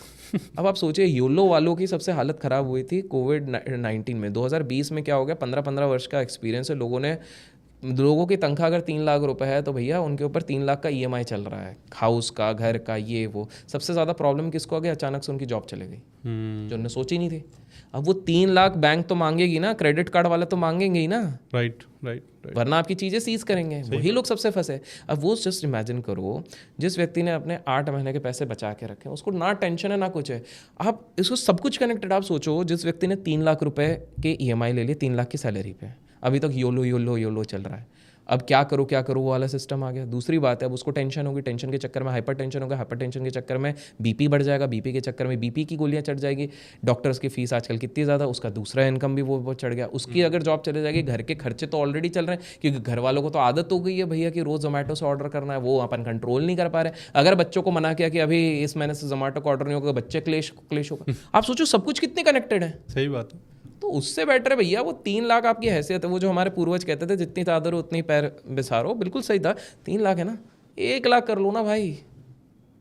नहीं यार, लेकिन मेरा दोस्त तो 2 लाख खर्चा करता है, 4 लाख खर्चा करता है, 10 लाख कमाओ, कौन रोक रहा है? करो। मिडिल क्लास हमेशा शो ऑफ में ज़्यादा रहता है। ये हमारे सोसाइटी का बड़ा प्रॉब्लम है। आप खुद देखो, हमारे इधर सबसे बड़ा बिजनेस किस चीज़ का है? शादी का। हर कोई कमाता है, केटर से लेकर। आपकी दिल्ली में एवरेज शादी का कॉस्ट 35 लाख हो गया यार, 35 लाख। लोग घर की ज़मीनें गिरवे रख के 12-12, 15-15 साल का बाय नाउ पे लेटर वाला स्कीम लेके वो लोग कर्जे में डूबे हुए हैं। अब आप सोचो, फिर हम कहते हैं कि इतने डाइवोर्स क्यों हो रहे हैं? सिंपल सा लॉजिक है। लड़के का देखिए, हमारे देश में एक एवरेज एज हो जाती है लड़के का 24 to 28 के बीच में शादी कराया जाता है। अब टेक्निकली अगर देखा जाए, अगर लड़के ने ग्रेजुएशन किया, पोस्ट ग्रेजुएशन किया, वो सेटल होना ही शुरू करता है 23 से। उसकी सेविंग बननी शुरू होती है 24 से। उसने गिनती के अगर उसने बचाए 5-6 लाख रुपए बचाए, शादी हो गई 40 लाख की, घर वालों की इतनी हैसियत नहीं है, कौन लोन लेगा? बेटा लोन लेगा। अब वो सोचो, वो उधर स्टेज पर खड़ा है, मुस्कुरा तो रहा है, लेकिन दिमाग में उसकी कितनी टेंशन चल रही है। उसके चक्कर में जो बीवी चाहती है कि भाई मेरे साथ हैप्पी रहे, वो वाला हैप्पी वाला वो भी नहीं होता, वो स्ट्रेस में है। अब नई बीवी आती है, उसके एक्सपेक्टेशन होंगे कि कुछ तो मेरे को घुमाने ले जाए, मेरे को ये, वो बंदे के दिमाग में तो यही चल रहा ना, भाई मेरा ये है। फिर अचानक से 1 साल बाद बीवी डिमांड करेगी, कि सोसाइटी आजकल बोल रही है कि भाई शर्मा जी के पास एक नई कार है, तो भैया हम स्कूटर में क्यों जाएंगे, हमारे पास कार होनी चाहिए, भैया पल्सर चेंज करो। अब वो कार का अलग से एक लोन चल जाएगा। वो धीरे धीरे वो इतने डिप्रेशन में चले जाएगा, और फिर हम अखबार में पढ़ेंगे ये 32 साल में लोगों को हार्ट अटैक क्यों हो रहा है। It's not just life style, हम लोग खुद उस लूप में फंस रहे हैं। Again it is related to finance, जो हम समझ नहीं रहे। हमको ये समझना पड़ेगा कि हम सब खुद ही हमारी ये, तो जो लोग चलिए मान लेते, बोलते हैं भाई अभिषेक सर आप जो बोल रहे हैं बिल्कुल सही है, लेकिन हम तो इस चीज़ में फंस गए। कोई बात नहीं, आप सबसे पहले अपना चीज़ें प्रायोरिटाइज़ कीजिए। हमने पावर ऑफ 72 अभी तक समझ लिया है, तो मुझे ये पता है मैंने लंबा लोन लिया तो मेरे को भारी पड़ेगा। तो सबसे पहले अपना इंटेंशन अब ये बनाओ कि मैं उस कर्जे से कैसे मुक्त हूँ। ये मत सोचो मैं करोड़पति कब बनूंगा, अरबपति। 1 step at a time। उदाहरण के तौर पे, मतलब जितना जल्दी उसके उस लोन को पटाओ। अब मैं एग्जांपल देता हूँ, गुड़गांव का ही आपके इधर का एग्जांपल है, नाम मैं नहीं ले रहा हूँ, एक हमारे परिचित है, ठीक है। अब आप सोचे कमेलियस में स्थान, ठीक है, आप समझ गए कितने, बट वो कमेलियस में स्थान एक चीज़ होती कि भाई आप 500 करोड़ हो गए, 400 करोड़ हो गए, मेरे को समझ में आता है।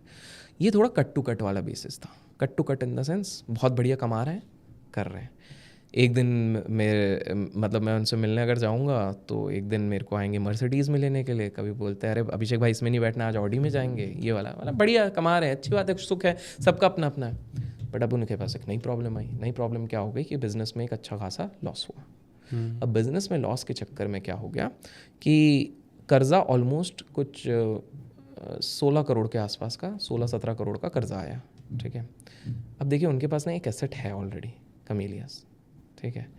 वो चाहे उसको बेच के फटाफट उस कर्ज़े से निकल के वो आराम से क्या कर सकते थे कि फॉर टाइमिंग रेंट पे रह ले। अरे भाई आप वैसे ही तरीके का अच्छी प्रॉपर्टीज़ दिल्ली में 2-2 लाख रेंट दे के महीने में आप आराम से रह सकते हो, तब तक वापस आप उस स्ट्रक्चर पे आ जाओ।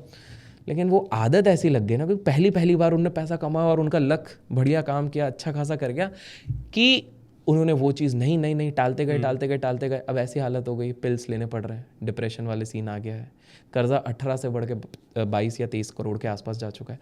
तो आप सोचिए ना, सिंपल सा तरीका था। पहले आप ये मत सोचो मैं अब करोड़पति कैसे बनूं, पहले आप उस कर्जे से निकलो।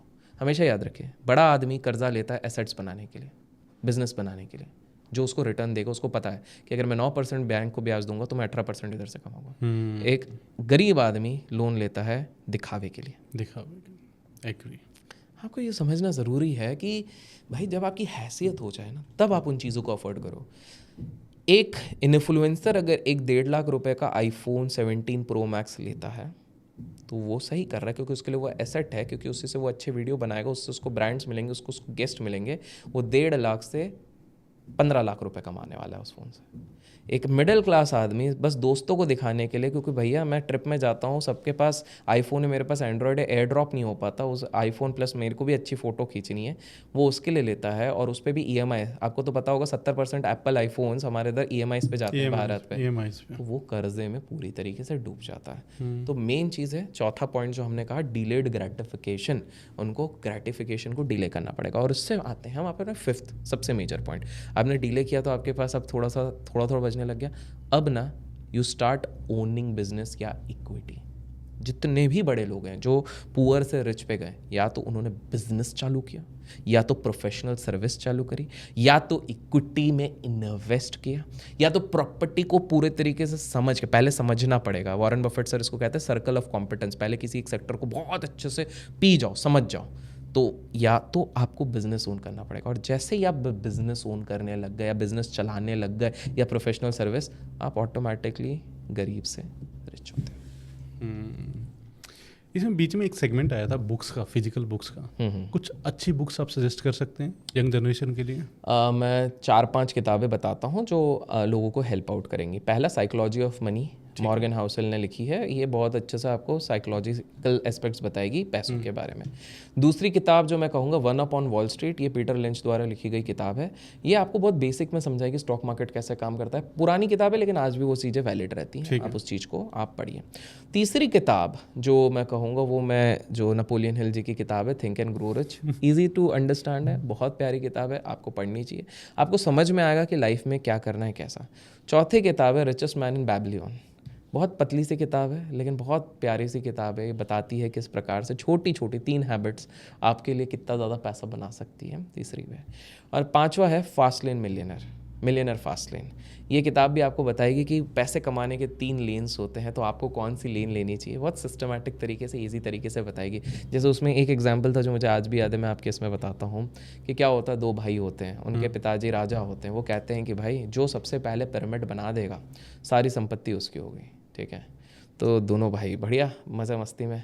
तो पहला भाई भयंकर जाता है कि, और दोनों के पास एक छोटा छोटा अमाउंट रहता है। तो पहला भाई क्या करता है, वो पत्थर लेता है लगाता है, पत्थर लेता है लगाता है, पत्थर लेता लगाता है।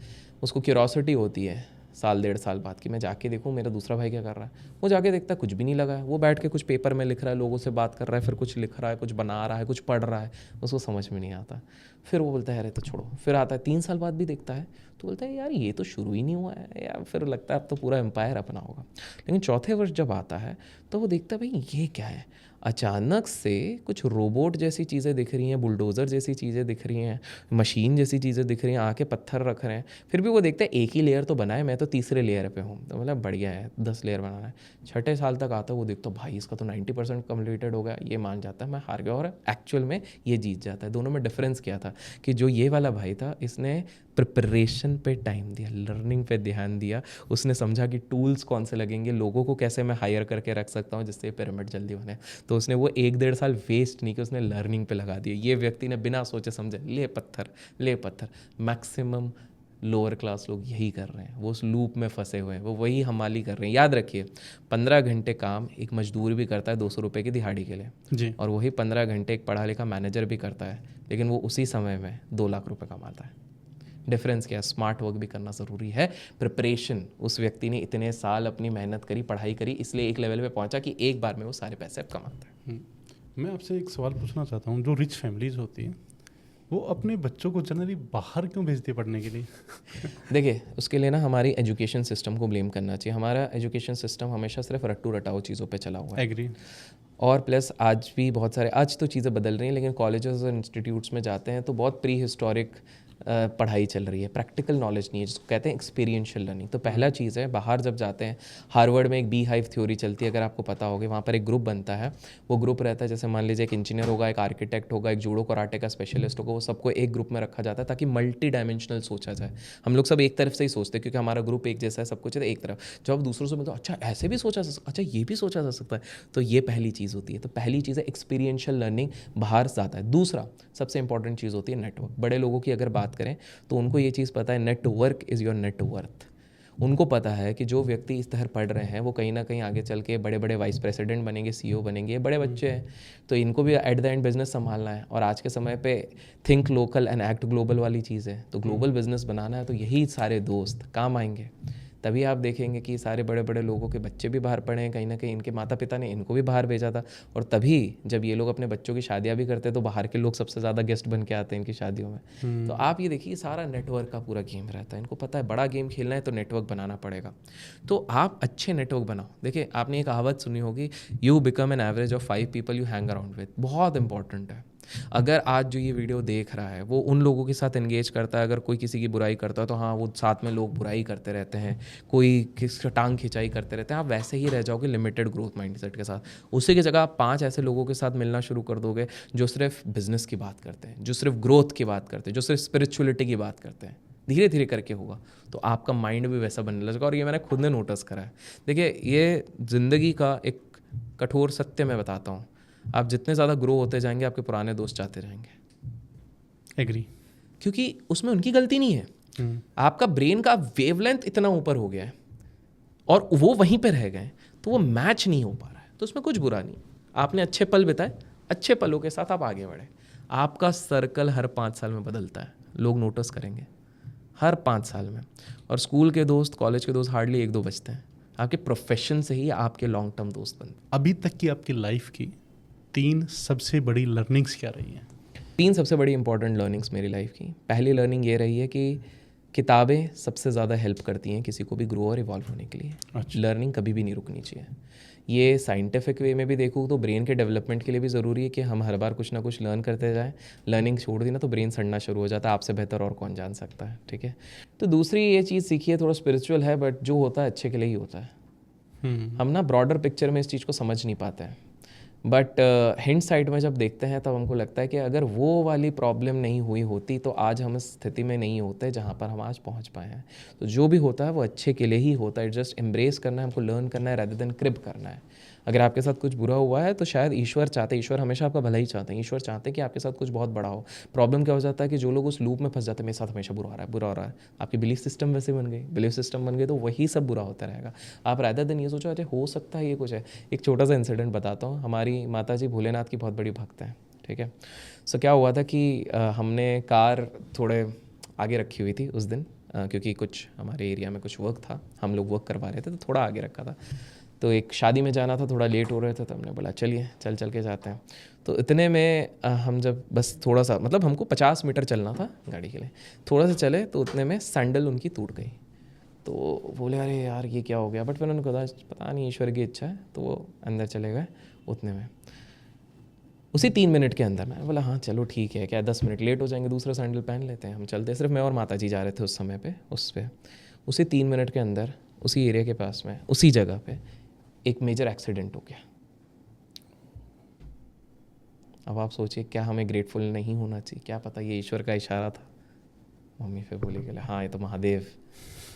तो आप खुद सोचिए कि जो चीज़ हो रही है हम शायद ब्रॉडर पिक्चर में समझ नहीं पा रहे हैं, लेकिन जो होता है वो अच्छे के लिए हो रहा है। वो आपको हिंड साइड में आगे जाके आप खुद सोचिए। मैं अपने आप को भी जब देखता हूँ, जब ग्रेजुएशन के बाद कैट वैट का बड़ा वो चढ़ा था, मेरे को अच्छे परसेंटाइल नहीं थे, जो कुछ तो भी एक रीजनल वो दिया था उसमें 83 पॉइंट समथिंग था, उसमें कुछ नहीं मिलता, और उससे पहले तो 42 कुछ था ऐसा।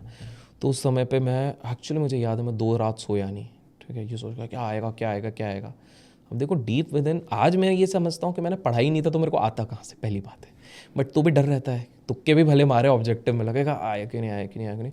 मैं 2 दिन रेस्टलेस नाइट, और जब वो नहीं हुआ तो उस समय पे तो ऐसा हो गया था दुनिया ख़त्म हो गई, क्या ही करेंगे लाइफ में। आज जब देखते जो हुआ अच्छे के लिए ही हुआ था। मैं आपको बताता हूँ कि मुझे विद गॉड्स ग्रेस मेरे को काफ़ी सारे IITs में मिला है। 13 IITs में मैंने सेशन दिए हुए हैं, IIT बॉम्बे से लेके सारे, ठीक है। मैंने सेशन SRCC में दिया हुआ है, हिंदुजा कॉलेज में दिया हुआ है, दिल्ली यूनिवर्सिटी के काफ़ी कॉलेजेस में मेरे को इन्वाइट किया गया है वर्कशॉप्स के लिए, मुंबई के काफ़ी यूनिवर्सिटीज़ में किया गया। अब SRCC का ऐसा चीज़ था कि जो हमारे गाइडिंग लाइट थे, अब कभी कभार होता है टीचर्स में भी थोड़ा बायसनेस होता है, कुछ फेवरेट उनके चहेते होते हैं, आप तो जानते हैं स्कूल और इनसे जुड़े हुए हैं। जी जी। तो सीन ये था कि मैंने बस पूछा था कि मैंने तब सुन लिया था श्री राम कॉलेज एक दिल्ली का बहुत बढ़िया था। मैंने बोला हमारे समय की बात है, तब हमने पूछा था कि इधर जाने के लिए कितना परसेंटेज लगेगा, तो तब मुझे बताया गया था 96, फिर बाद में तो 99, 100 पता नहीं क्या क्या हो गया। तो मुझे ये कहा गया था कि 96 अब केवल, मेरे को ऐसा बोल दिया था 2 सब्जेक्ट में रख लो। तो मैंने ना सिर्फ 2 ही सब्जेक्ट पढ़े प्रॉपर। मेरा ओवरऑल एग्रीगेट उस साल 74.4 बना। एक सब्जेक्ट में मेरे को 97 थे, एक सब्जेक्ट में 96 था, और मैं बड़ा खुश, और एक में 82 83 था, और इस तरह से करके था। मैं बड़ा खुश था, अरे अब तो हो गया, अब तो मिल जाएगा।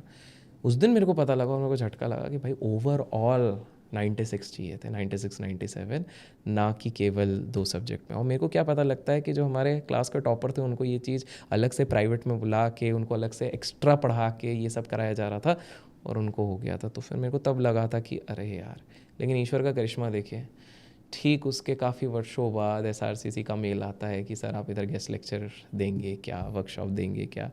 IIT बॉम्बे भी एक समय पे पहले कभी ऐसे ही सोचते थे, भले इंजीनियरिंग नहीं ली थी बट सोचा था, वहाँ से बुलाया जाता था। तो पॉइंट है, जो होता है अच्छे के लिए होता है। इस पॉइंट में अगर मैं एक चीज़ ऐड करूँ, हालांकि मैं इससे बहुत ज़्यादा रिलेट करता हूँ भाई, क्योंकि मेरे साथ भी बहुत बार ऐसा ही हुआ है।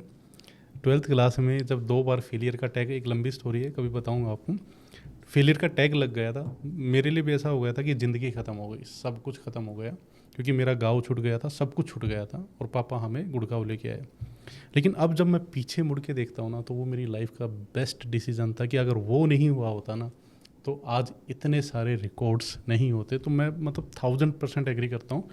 मुझे एक चीज़ पूछनी थी, अगर किसी का रिलेशनशिप में कुछ इशू चल रहा है, तो क्या उसमें भी कुछ ना कुछ अच्छा होता है? सब कुछ अच्छा होता है, मान बिल्कुल। लो हस्बैंड वाइफ है, हाँ, ठीक है, दोनों के बीच में कुछ चल रहा है सिस्टम, तो वो भी जो होता है अच्छे के लिए होता है। सब कुछ अच्छे के लिए हो रहा है। हमको ना एक ब्रॉडर माइंडसेट से सोचना है।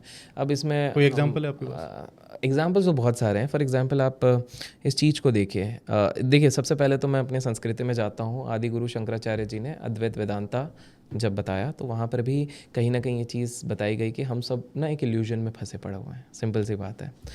उन्होंने बहुत एक अच्छा एग्जाम्पल दिया था कि मान लीजिए एक झोपड़ी में आप अंधकार में सोए हुए हैं, अचानक से एक बहुत मोटी रस्सी आपके ऊपर गिर जाती है, आप डर के उठोगे, सांप सांप सांप सांप सांप। लेकिन जैसे ही आप दिया जलाओगे, लालटेन जलाओगे, पता अरे चल रहा है, तो आप रिलैक्स। बट आपका रिएक्शन कैसा था? तो यही चीज़ हो रही है कि हम लोग छोटी छोटी चीज़ें जो हो रही हैं, चाहे रिलेशनशिप में हो रही हैं, हम उस पर बहुत एडवर्स रिएक्ट कर दे रहे हैं। हमको ये चीज़ समझना है, शायद ये जो चीज़ें हो रही हैं, पहले तो कोशिश करें हम सॉर्ट आउट करने की। अगर नहीं हो रही है तो हमको एक्सेप्टेंस रखना पड़ेगा कि शायद यही चीज़ लिखी हुई है, यही चीज़ है। हम बड़े पिक्चर में वो शायद ना देख पाए, अभी नहीं देख पाएंगे। लेकिन जैसे जैसे श्री कृष्ण भी तो कहते हैं, पास्ट के बारे में सोच के क्या फ़ायदा, उस पर आपका कोई हक नहीं, एंग्जाइटी होगी। फ्यूचर आपके हाथ में नहीं है, आपके हाथ में क्या है, केवल प्रेजेंट है। तो प्रेजेंट में एक्सेप्टेंस, हमारे पास एक्सेप्टेंस नहीं होता, हम डिनायल में रहते हैं। क्यों होता है लोगों को बहुत दुख जब उनका कोई रिश्ता चले जाता है? क्योंकि हम डिनायल पे रहते हैं, मान ही नहीं पाते, यार कल ही तो इसके साथ मैं चाय पीता था और आज वो मेरे साथ ही नहीं है। हम वो डिनायल में 5 साल निकाल देते हैं और हम उस पास्ट को इतने रिपीट करते हैं और हम खुद को फंसा देते हैं। तो मेरा ये जो लिमिटेड अंडरस्टैंडिंग इसका ये कहता है कि चाहे रिले किसी भी एंगल पे जो हो रहा है वो अच्छे के लिए हो रहा है, आप एक्सेप्ट करो। आपने ट्राई किया ना, आपका नहीं हुआ ना, सिंपल सा एग्जांपल देता हूँ। आप खुद सोचिए, मतलब ये ना प्रैक्टिस से, अगेन ये भी प्रैक्टिस से ही होगा, मैं भी परफेक्ट नहीं हूँ, प्रैक्टिस होगा। अब जस्ट इमेजिन कीजिए कि मैं ना अपने चैनल पे बहुत रेयर पॉडकास्ट करता हूँ, बहुत रेयर। मेरे को लगता है कि मेरे को कुछ सीखने मिल जाएगा, मैं उनसे करता हूँ, सिंपल है। मेरा वो वाला सिस्टम नहीं है हफ्ते के 4, मतलब बहुत लोग करते हैं जो प्रोफेशनली उसको ले रहे हैं, बहुत बढ़िया, अच्छी बात है। मुझे है, मैं इसलिए ज़्यादातर गुरु लोगों का, संत लोगों का मैं ज़्यादा ये कर देता हूँ, मेरे को सीखने मिल जाता है। और ऑडियंस के नाम पे मैं अपने सवाल पूछ लेता हूँ कि भाई मेरे को अपने ही सवाल जानने। तो सीन ये है कि अब एक गेस्ट थे, बहुत फेमस है, उनके साथ मेरा शेड्यूल हुआ 1.5 महीने पहले से, जिसके लिए मैं अलग से मुंबई ट्रैवल कर रहा था, ठीक है। अब जिन्होंने शेड्यूल कराया था वो भी बड़े ये थे। अब क्या होगा, मैंने एक्चुअली में वो पूरा ट्रिप सिर्फ उन्हीं के लिए करा था। अपना शेड्यूल बहुत हेक्टिक था, ऊपर नीचे करेगा कि नहीं मेरे को मिलना है, मज़ा आ जाएगा, ऐसा करके। अब 2 हफ्ते पहले मुझे आता है जो मीडिएटर थे, सो सॉरी, मैंने बोला क्या हो गया, उनकी ना अचानक से तबीयत बहुत ख़राब हो गई थी, एडमिट हो गए थे। तो बोले अभी 2 हफ्ते बाद भी लग नहीं रहा वो हो पाएगा अब तो बाद में, और बहुत गिल्टी फील कर रहे थे कि अरे नहीं। मैंने फ़ोन रखा, 1 सेकंड सोचा, फिर मैं सोचा वही जो होता है अच्छे के लिए होता है। फिर मेरे को ध्यान आया कि मैंने अब ना उधर 3 दिन का प्लान बना लिया था, अब तो ये वॉइड हो गया, ठीक है। तो फिर मेरे को ध्यान आया कि मेरे जो काफ़ी मित्र लोग हैं वो काफ़ी समय से बोल रहे थे कि त्र्यंबकेश्वर भी चलना है, इधर भी चलना। मैं गया तो मैंने बोला यार ट्रिप तो बहुत टाइम से बची है। तो मैंने इंस्टेंट उधर फ़ोन लगाया, मैंने क्या कर रहे हो ये दिन? अरे हाँ फ्री हैं, 5 लोग बोले पर फ्री हैं, बोले चले, बोले बढ़िया। रातों रात प्लान बना, वो 3 one of the best trips हो गए। ईश्वर के दर्शन हुए, सीता कुटिया भी गए, हम सब राम कुटिया सब कुछ वो कवर कर लिया, और त्र्यंबकेश्वर भी गए, महादेव के दर्शन हुए, सब कुछ करके आ गए। तो सब कुछ, और उसके बाद वहाँ से लौटे, फिर पता चला 1 महीने बाद वापस शेड्यूल हो गया, वो भी हो गया। सो पॉइंट है कि हम ना ग्रेटर पिक्चर देख नहीं पा रहे हैं, हम हमेशा शॉर्ट टर्म के हिसाब से चीज़ों को देख रहे हैं। लॉन्ग टर्म थिंकिंग हमको करनी पड़ेगी। और तीसरी चीज़ इसी से रिलेटेड जो मैंने अभी लास्ट में कह दी ना, लॉन्ग टर्म थिंकिंग। हमेशा याद रखिए, बिल गेट्स भी ये चीज़ कहते हैं और बड़े बड़े उद्योगपति एक चीज़ कहते हैं कि हम ऑफन अपने आप को ओवर एस्टिमेट करते हैं कि हम क्या कर सकते हैं 1 साल के अंदर, और अंडर एस्टिमेट करते हैं कि क्या कर सकते हैं हम 10 साल के अंदर। 10 साल में ना आप जादू कर सकते हैं। आप मानिए बात, आज अगर कोई ये व्यक्ति इस वीडियो को देख के थोड़ा सा भी इंस्पायर होता है, वो आज जॉब में किसी भी स्थिति में 20,000 पे भी है, मान लेते हैं 15,000 में भी है, 15,000 की सैलरी, उसने ठान लिया ना कि ये जो पॉइंटर्स हम बात कर रहे हैं, स्किल्स पे हमने पूरा कर लिया, जो हमारे टॉप लीडर हैं हमारे फील्ड को, उनको पूरी तरीके से कर लिया, अपने आप को अपग्रेड किया, अपने लर्निंग पे ध्यान दिया। डोंट बी सरप्राइज, 20,000 आज से 10 साल बाद 20 लाख भी बन जाएंगे, 20 लाख महीने का। और ये गारंटी के साथ कर रहा हूँ, आपके पॉडकास्ट में आप जितने गेस्ट को लेके आ जाइए, किसी को भी 15 साल पहले नहीं पता होगा कि आज वो उस पोजीशन पे होंगे। लेकिन वो छोटी सोच, कंसिस्टेंसी, प्रैक्टिस, लर्निंग, ये सारी चीज़ें करी, और अचानक से दरवाजे ऐसे खुलते गए। उन्होंने शुरुआत करी थी सिर्फ एक 100 मीटर की रेस दौड़ने के लिए, और आज मैराथन के चैंपियंस बन गए। आप खुद सोचिए, सारा गेम, हर किसी फील्ड में वही सेम गेम है, और फाइनेंस में भी सेम गेम है। वॉरेन बफेट सर की सबसे बड़ी खासियत है उनकी कंसिस्टेंसी। 80 साल की कंपाउंडिंग उनके हाथ में। उन्होंने कोई बहुत ऐसा नहीं हर साल के 100% के रिटर्न बनाया, उनका जो कंपाउंडिंग रिटर्न है वो 23% का है, बट वो 80 साल से इस गेम को खेल रहे हैं, 80 ईयर्स से गेम खेल रहे हैं। Longevity is his major power. Likewise अगर आप देखोगे, बिल गेट्स को भी नहीं पता था कि वो दुनिया के रिचेस्ट इंसान बन जाएंगे। उन्होंने बस फोकस किया मेरे को सबसे बढ़िया ऑपरेटिंग सॉफ्टवेयर की कंपनी बनानी है, मार्क ज़करबर्ग ने डिसाइड किया सबसे बढ़िया सोशल नेटवर्क मेरे को बनाना है। एलॉन मस्क ने डिसाइड करा मेरे को सबसे बढ़िया स्पेसएक्स और गाड़ियों की कंपनी बनानी है, और आज आप देखिए वो कहाँ से कहाँ पहुँच गए। तो सेम चीज़ है, आज जो व्यक्ति एक मिडिल क्लास व्यक्ति कर रहा है उसको बस ये डिसाइड करना है कि मैं चाहता हूँ, क्योंकि हर फैमिली से हमेशा एक व्यक्ति होता है जो उनका पूरा स्टेटस सिंबल चेंज कर देता है। तो वो व्यक्ति जो ये देख रहा है वो आज अगर उसने डिसाइड कर लिया इस पॉडकास्ट को देखते हुए, कमेंट में बताया कि हाँ मैं ये डिसाइड करता हूँ, आज से उसने डिसाइड कर लिया कि आज जो भी परिस्थिति है अब मैं एक पॉजिटिव माइंडसेट रखूंगा, मैं इस माइंडसेट से ब्रेकआउट करूंगा और मैं मेक श्योर करूंगा कि यार मैं अपने कंसिस्टेंट एफर्ट्स के साथ मैं कुछ भी करके आने वाले 10 साल में, 1 साल नहीं, 2 साल नहीं, 10 साल में इस लेवल से 100x ऊपर जाऊंगा, गारंटी हो जाएगा। तो थोड़ा सा अब बात कर लेते हैं स्टॉक मार्केट के बारे में। बिल्कुल। अब अगर स्टॉक मार्केट की बात करें तो अभी हाल ही में स्टॉक मार्केट में जीनियस कौन है भाई? हाल फिलहाल में अगर जीनियस कहें तो काफ़ी सारे हैं। देखिए सब अपने अपनी फील्ड में एक्सपर्ट हैं। रमेश दमानी सर एक हैं, ठीक है, जिन्होंने अपना पूरा पैसा स्टॉक मार्केट से बनाया और उन्होंने इनिशियली मैक्सिमम पैसा बनाया इंफॉर्मेशन टेक्नोलॉजी के स्टॉक्स में लगा के। इन्फोसिस जो आज के समय में एक बहुत विख्यात कंपनी है, उसका जब आईपीओ आया था, आजकल आईपीओ का बड़ा क्रेज चलता है ना, वो बिल्कुल नहीं चला था। किसी को विश्वास नहीं था इन्फोसिस इतना अच्छा करेगा नारायण मूर्ति जी के अंडर पे। अच्छा। लेकिन रमेश दमानी जी बिकॉज ये यूएस से लौटे थे, उन्होंने देखा था टेक्नोलॉजी कितना बड़ा तहलका उधर कर रहा है, उन्होंने इधर आके अपना मैक्सिमम पैसा उधर लगाया, तो वहाँ से उन्होंने पैसा बनाया। तो एक रमेश दमानी जी हैं, एक विजय केडिया जी हैं, बड़े हम्बल हैं, योगा करते हैं, खुश रहते हैं, गाना गाते हैं। उनका ये कहना है कि भाई उनने स्मॉल कैप में इन्वेस्ट करा। एक समय पे मैं उनको स्टार्टिंग से देख रहा हूँ, एक समय पे उनके 400 करोड़ थे, 300 करोड़ थे, आज वो 1000 करोड़ के ऊपर है, 1200 करोड़ मेरे देखते देखते, ठीक है। कंपाउंडिंग जो पावर ऑफ 72 में बता रहा हूँ ना, उसी का फर्क है। तो विजय केडिया जी हैं। और तीसरे जो सबसे बड़े जीनियस में हैं, तो देखिए बहुत सारे हिडन भी काफ़ी सारे होंगे, लेकिन तीसरे मैं अगर कहूँगा तो एक है मोनीश पाबराय जी करके हैं। मोनीश पाबराय जी की एक बड़ी बढ़िया किताब है जिसको कहते हैं धंधो इन्वेस्टर।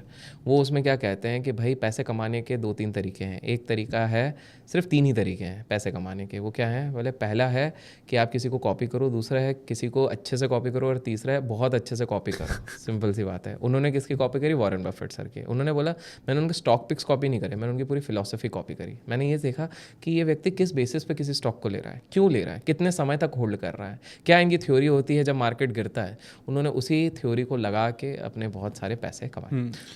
यहीं पे अगर मैं सवाल पूछूं कि जो वॉरेन बफेट थे उनकी इन्वेस्टमेंट फिलोसफी क्या थी भाई? तो देखिए वॉरेन बफेट सर की भी ना फिलॉसफी साल दर साल चेंज हुई उनकी लर्निंग्स के साथ। जैसे आपको पता है वोरेशियस रीडर है वो, अपने पीक में 300 से 600 पेज हर दिन पढ़ते थे वो, 300 से 600 पेज हर दिन पीक टाइम पे। अभी भी पढ़ते हैं, अभी शायद 100-200 पेज पढ़ते हैं, और अभी वो लेट 90s में बता दूं तो लर्निंग का आप देखिए उनसे बढ़िया एग्जांपल उनके जो पार्टनर थे जो अब नहीं रहे, देहांत हो गए, 99 में बेचारे चले गए, चार्ली मंगर। वो भी वोरेशियस रीडर थे। वो कहते थे स्विस नाइफ थ्योरी पे हमेशा बिलीव करो। मतलब आपको अगर इन्वेस्ट भी करना है तो केवल आपको इन्वेस्टिंग के बारे में नहीं पता होना चाहिए, आपको थोड़ा साइकोलॉजी के बारे में, थोड़ा फिलोसफी के बारे में, थोड़ा सा बायोलॉजी के बारे में, क्योंकि ये सारी चीज़ें आपको हेल्प करेंगी, ऐसा चार्ली मंगर का कहना था। तो वॉरेन बफेट सर की अगर मैं बात करूँ तो उनकी जो करंट स्टाइल है उसको कहते हैं वैल्यू इन्वेस्टिंग। टेक्निकल नहीं बनाते हैं वो, सिंपल से ऐसी चीज़ कहते हैं कि भाई ऐसी चीज़ों पे अगर आप निवेश करते हो जो आपको पता है आने दर साल तक वो हमेशा टिके रहेंगी। दूसरा, उनका मोट अगर स्ट्रॉन्ग हो, मोट मतलब उनके अंदर ऐसी स्पेशलिटी हो कि उसको कोई तोड़ नहीं सकता।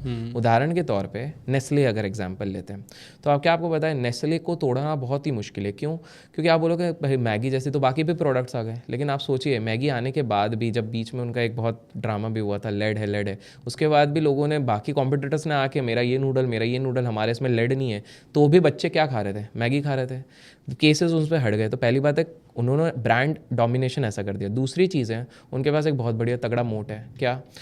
कि आपको पता है WHO के ये रूल हैं कि बेबी फूड्स जो होते हैं उसमें अब वो किसी को लाइसेंस नहीं देते, क्योंकि WHO ने एक रिपोर्ट निकाली कि माँ का दूध ही सबसे सेफेस्ट है। तो बेबी फूड में आखिरी और पहला जिनको लाइसेंस मिला है वो है सेरेलैक। सेरेलैक है नेस्ले की कंपनी। तभी आप देखिए चाहे मिडिल क्लास फैमिली हो, रिच क्लास फैमिली हो, बच्चों को क्या खिलाया जाता है? सेरेलैक।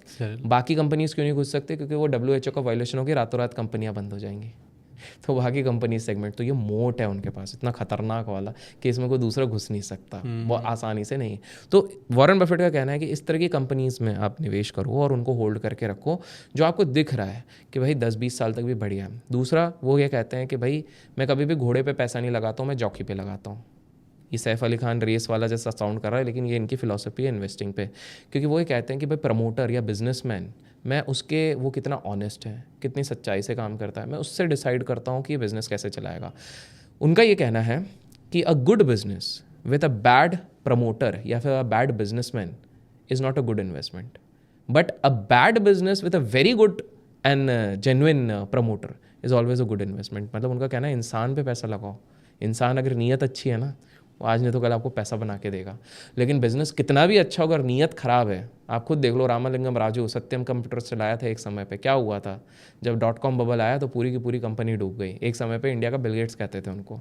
आप खुद देखिए हमारे देश के 2 बड़े बड़े उद्योगपति कहाँ भागना पड़ा, लंदन में भागना पड़ा, शो ऑफ करते रहते, और उसके बाद उनके बिजनेस भले अच्छे थे लेकिन ईमान उनका अच्छा नहीं था। देखो क्या करना पड़ा, फिर उनको भी आना पड़ता है किसी पॉडकास्ट में अपना वाइट वॉश करने के लिए। तो आप अगर मोटा मोटी ये चीज़ देखें तो वॉरेन बफेट की दूसरी प्रिंसिपल। और तीसरा फ्रूगल लिविंग, वो जो हमने डिलेड ग्रेटिफिकेशन बोला ना, आज वो व्यक्ति चाहे तो कुछ भी कर सकते हैं, लेकिन आप वो चीज़ नोटिस कीजिए कि वो न्यूयॉर्क में नहीं रहते, वो मैनहट्टन में नहीं रहते, वो दुनिया के सबसे बड़े स्काई स्क्रेपर में नहीं रहते। आज भी वो अपने 40-45 साल पुराने घर पे ही रहते हैं, पुरानी गाड़ी चलाते हैं। इसका मतलब ये नहीं कंजूस है, उनके पास जेट है भाई, उनको अगर इधर से उधर ट्रैवल करना उनका जेट है, उनको जो बेयरनेस है, उनको मैकडी का बर्गर खाना है तो वो खाएंगे, कोक पीना है तो कोक पिएंगे, ठीक है, खुश रहना है खुश रहेंगे, जो किताब चाहिए वो लेंगे। बट उनका मेन चीज़ है, आप अगर ध्यान से आप देखेंगे तो वो ओमाहा में रहते हैं। ओमाहा एक तरफ से समझिए वहाँ का गाँव। उन्होंने बोला भैया शांति से जीना है, शहर में बड़ा कचपट है, अपने गाँव में रहेंगे, बढ़िया इधर ही किताब पढ़ेंगे, अपनी गाड़ी चलाएंगे, रोज़ ऑफिस जाएंगे ऑफिस जाएंगे। तो उन्होंने ये डिसिप्लिन ही अपने अंदर लाना कि दुनिया में क्या चल रहा है मैं उससे दूर हूँ। भैया वॉल स्ट्रीट में हर बंदा बिलियन की बात कर रहा है, कर लो यार, मैं अपने इधर खुश हूँ। ये डिसिप्लिन लाना जो हमारा सनातन धर्म भी कहता है, सब कुछ कहता है, ये लाना मुश्किल है। तो वॉरेन बफेट के अगर ये प्रिंसिपल, और फाइनली कभी भी अपने सारे अंडे एक बास्केट में ना रखे, डाइवर्सिफाई, चाहे स्टॉक्स हो चाहे सेक्टर्स हो, डाइवर्सिफाई करो। आपको एक स्टॉक पसंद आया, एक म्यूचुअल फंड आया, सारा पैसा उसमें मत डालो। आपको एक आप हमारे देश में देखिए सबसे बड़ी प्रॉब्लम क्या है, एक मिडिल क्लास व्यक्ति जीवन भर काम करता है, जीवन भर काम करने के बाद एक प्रॉपर्टी में सारा पैसा लगाता है। अब वो प्रॉपर्टी में ये सोच के लगाता है कि इसको 2 गुना में करके मैं बेचूंगा, उसके बाद वो डिस्प्यूटेड प्रॉपर्टी हो जाती है, जीवन भर वो उसका उसी में चले जाता है लड़के। अब सोचो अगर उसने 100 रुपये कमाए थे और 100 के 100 उधर नहीं लगाए होते, उसने 50 रुपये उस प्रॉपर्टी में लगाया होता, 20 रुपये उसने फिक्स डिपॉजिट में लगाया होता, 20 रुपये स्टॉक मार्केट में लगाया होता, तो आप समझ रहे हैं, और 10 रुपये चलिए उसने अपने स्किल्स पे भी लगा दिया, उसके साथ साथ या अपनी अय्याशी में लगा दिया, तो एटलीस्ट उसको रिग्रेट तो नहीं होता मेरा पूरा पैसा है, वो कहीं और से कमा लेता। तो कभी भी सारा पैसा किसी भी एसेट क्लास में, स्टॉक मार्केट नहीं, किसी भी एसेट क्लास में सारा का सारा पैसा कृपया करके ना लगाएं। शेयर बाजार में अगला राकेश झुनझुनवाला जी बनने के लिए क्या करें?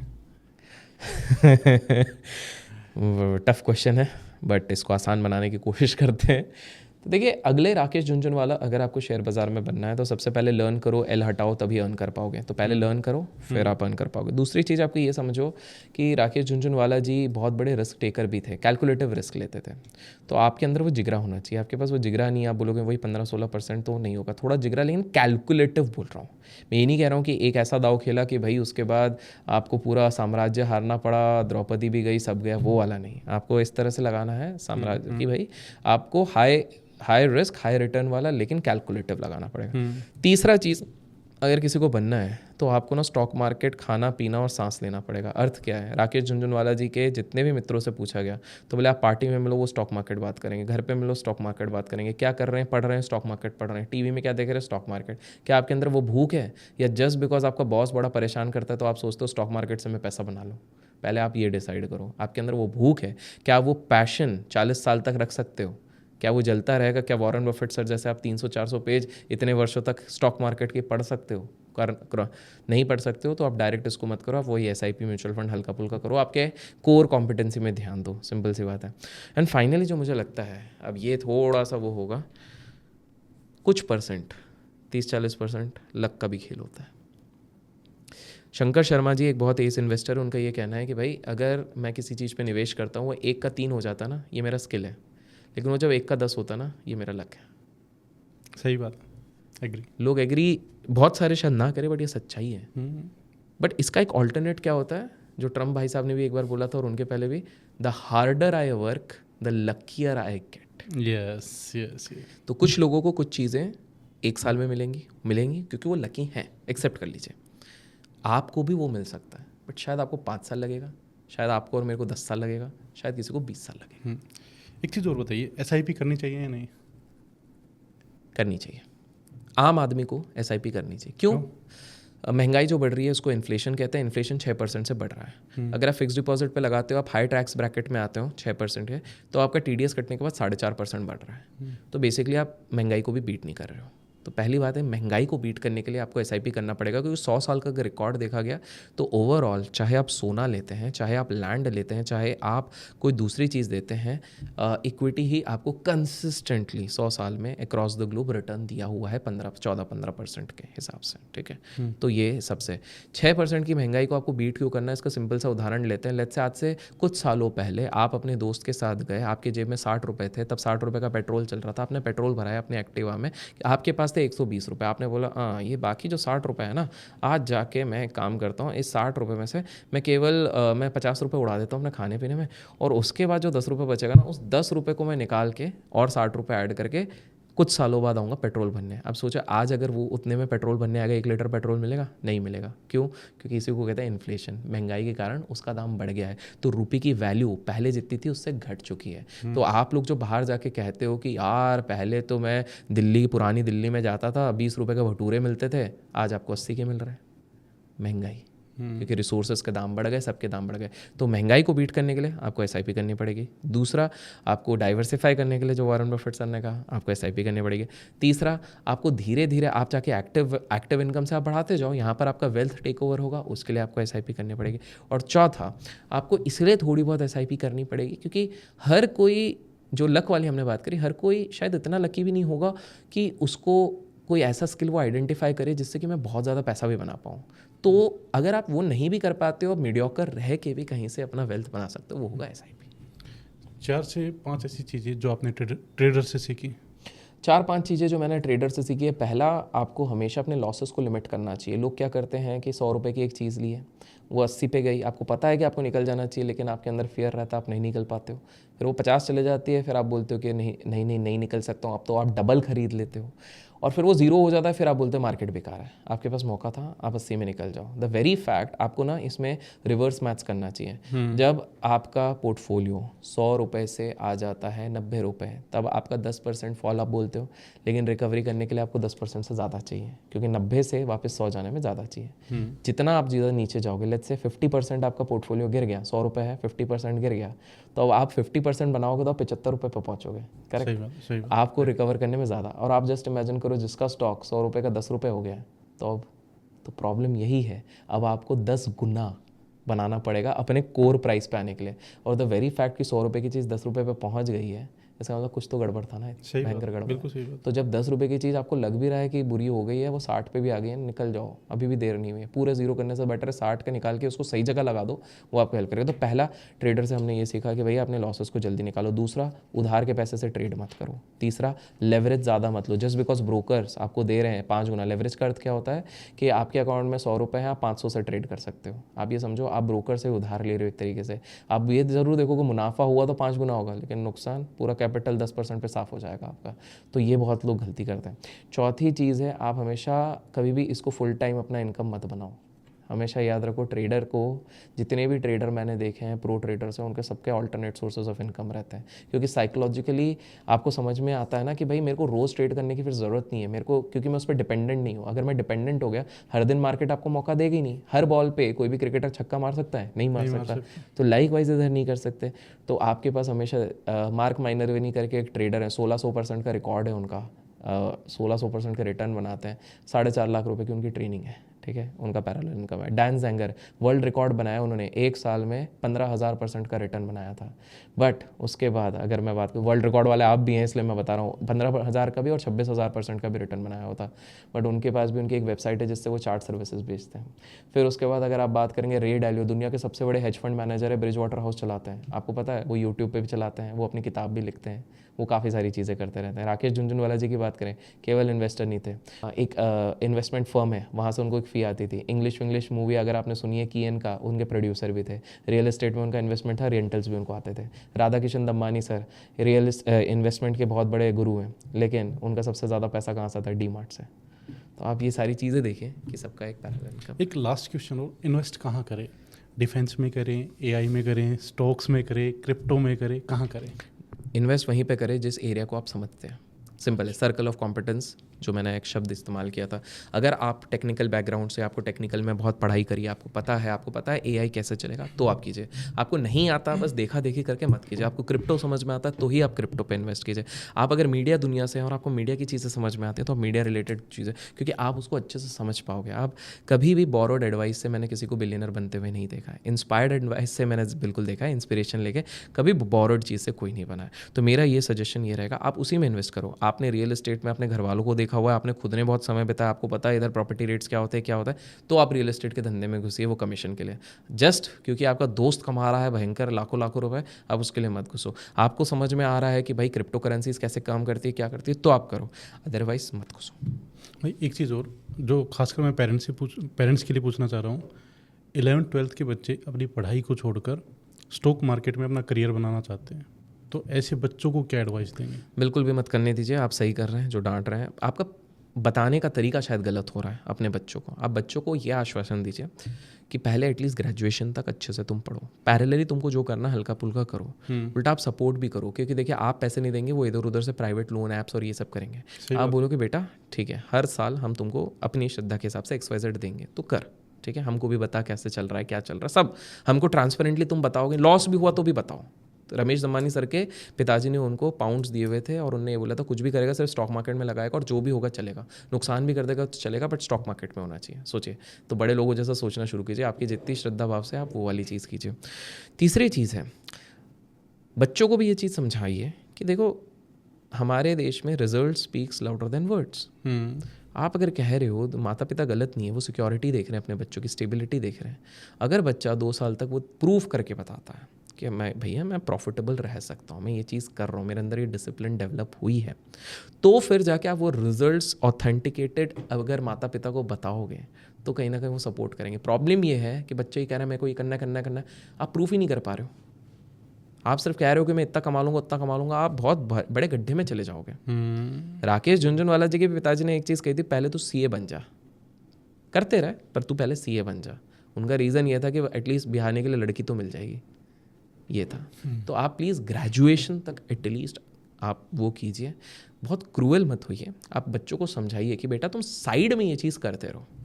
उनको ये ज़बरदस्ती डीमोटिवेट मत करो, क्योंकि बच्चे 11th-12th में रिबेलियस होते हैं। आप उनको बोलोगे ना कि तुम्हारे चाचा बर्बाद हो गए, ये बर्बाद हो गए, वो और उल्टा करेंगे, मैं तो करके बताऊंगा। और उनके अपन ने starting monitoring, social media monitor कीजिए, वो किन लोगों को देख रहे हैं, किन से इन्फ्लुएंस हो रहे हैं। क्योंकि सोशल मीडिया वाले तो देखिए सब कैपिटलिस्ट इकोनॉमी है, वो तो दिखाएंगे भाड़े की गाड़ियाँ, भाड़े का घर, और फिर वो लोग अट्रैक्ट होंगे और फंस जाएंगे। तो इस पर नहीं, ये बच्चे भी अट्रैक्ट कैसे होते हैं कि इनको है ना बहुत सारे ऐसे व्हाट्सअप स्टेटस या रील्स वगैरह मिलती हैं जिन पे लोग दिखाते हैं कि डेली ट्रेडिंग से इतना बेनिफिट हुआ। इसी लूप में बेचारे इतने सारे बच्चे, यंगस्टर ही सबसे ज़्यादा फंसते हैं। तो ये इसलिए मैंने बोला माता पिता को थोड़ा मॉनिटरिंग करना पड़ेगा। आप ना माता पिता को 11th-12th के बच्चों के साथ माता पिता जैसे बिहेव नहीं करना चाहिए, दोस्त के जैसा बिहेव करना चाहिए। किसी एक को, सही बात, गुड कॉप बैड कॉप भले ही बन जाओ, एक को ना दोस्त बनाओ। बिल्कुल सही बात है। अगर वो दोस्त बन गए ना, मैं बता रहा हूँ, आधे केसेस ये जो सुसाइड वाले, आधे की लड़की मेरे को छोड़ के चले गई।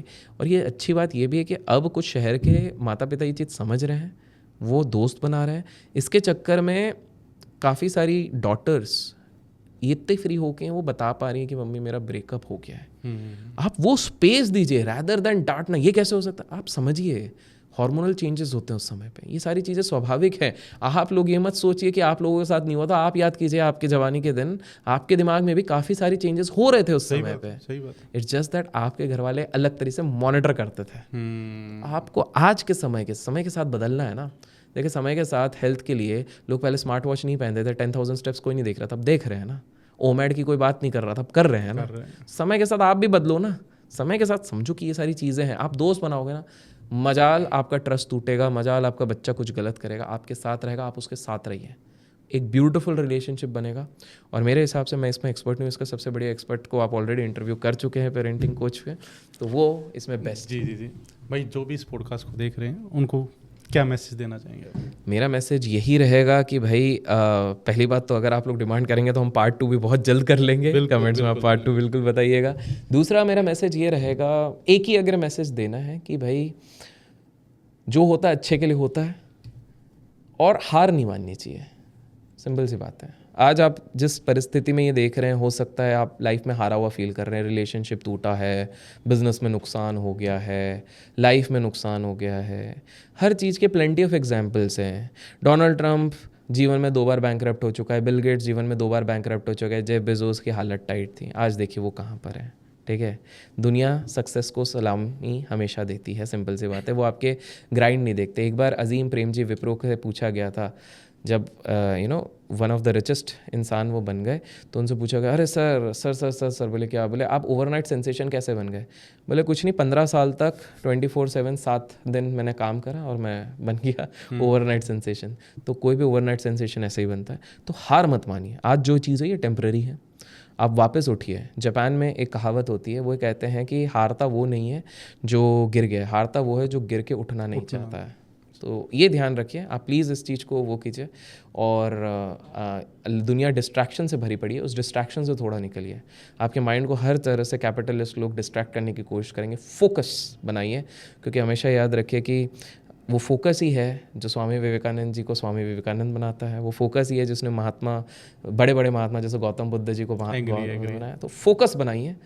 और जैसे कि आप बहुत अच्छा काम करते लोगों को मेमोरी टेक्निक्स बता रहे हैं, उसमें भी मेरे हिसाब से फोकस का एक बहुत बड़ा रोल होता पूरा रोल, बिल्कुल। तो वो फोकस अगर आप करते रहेंगे, और मैंने एक चीज़ देखी, मैं जितने आश्रम जाता हूँ सबका तरीका अलग है, बट एट द एंड वो फोकस ही कराते हैं। भाई बहुत बहुत मज़ा आया इस पॉडकास्ट में, और बहुत कुछ सीखा है। थैंक यू सो मच भाई THP पॉडकास्ट पे आने के लिए।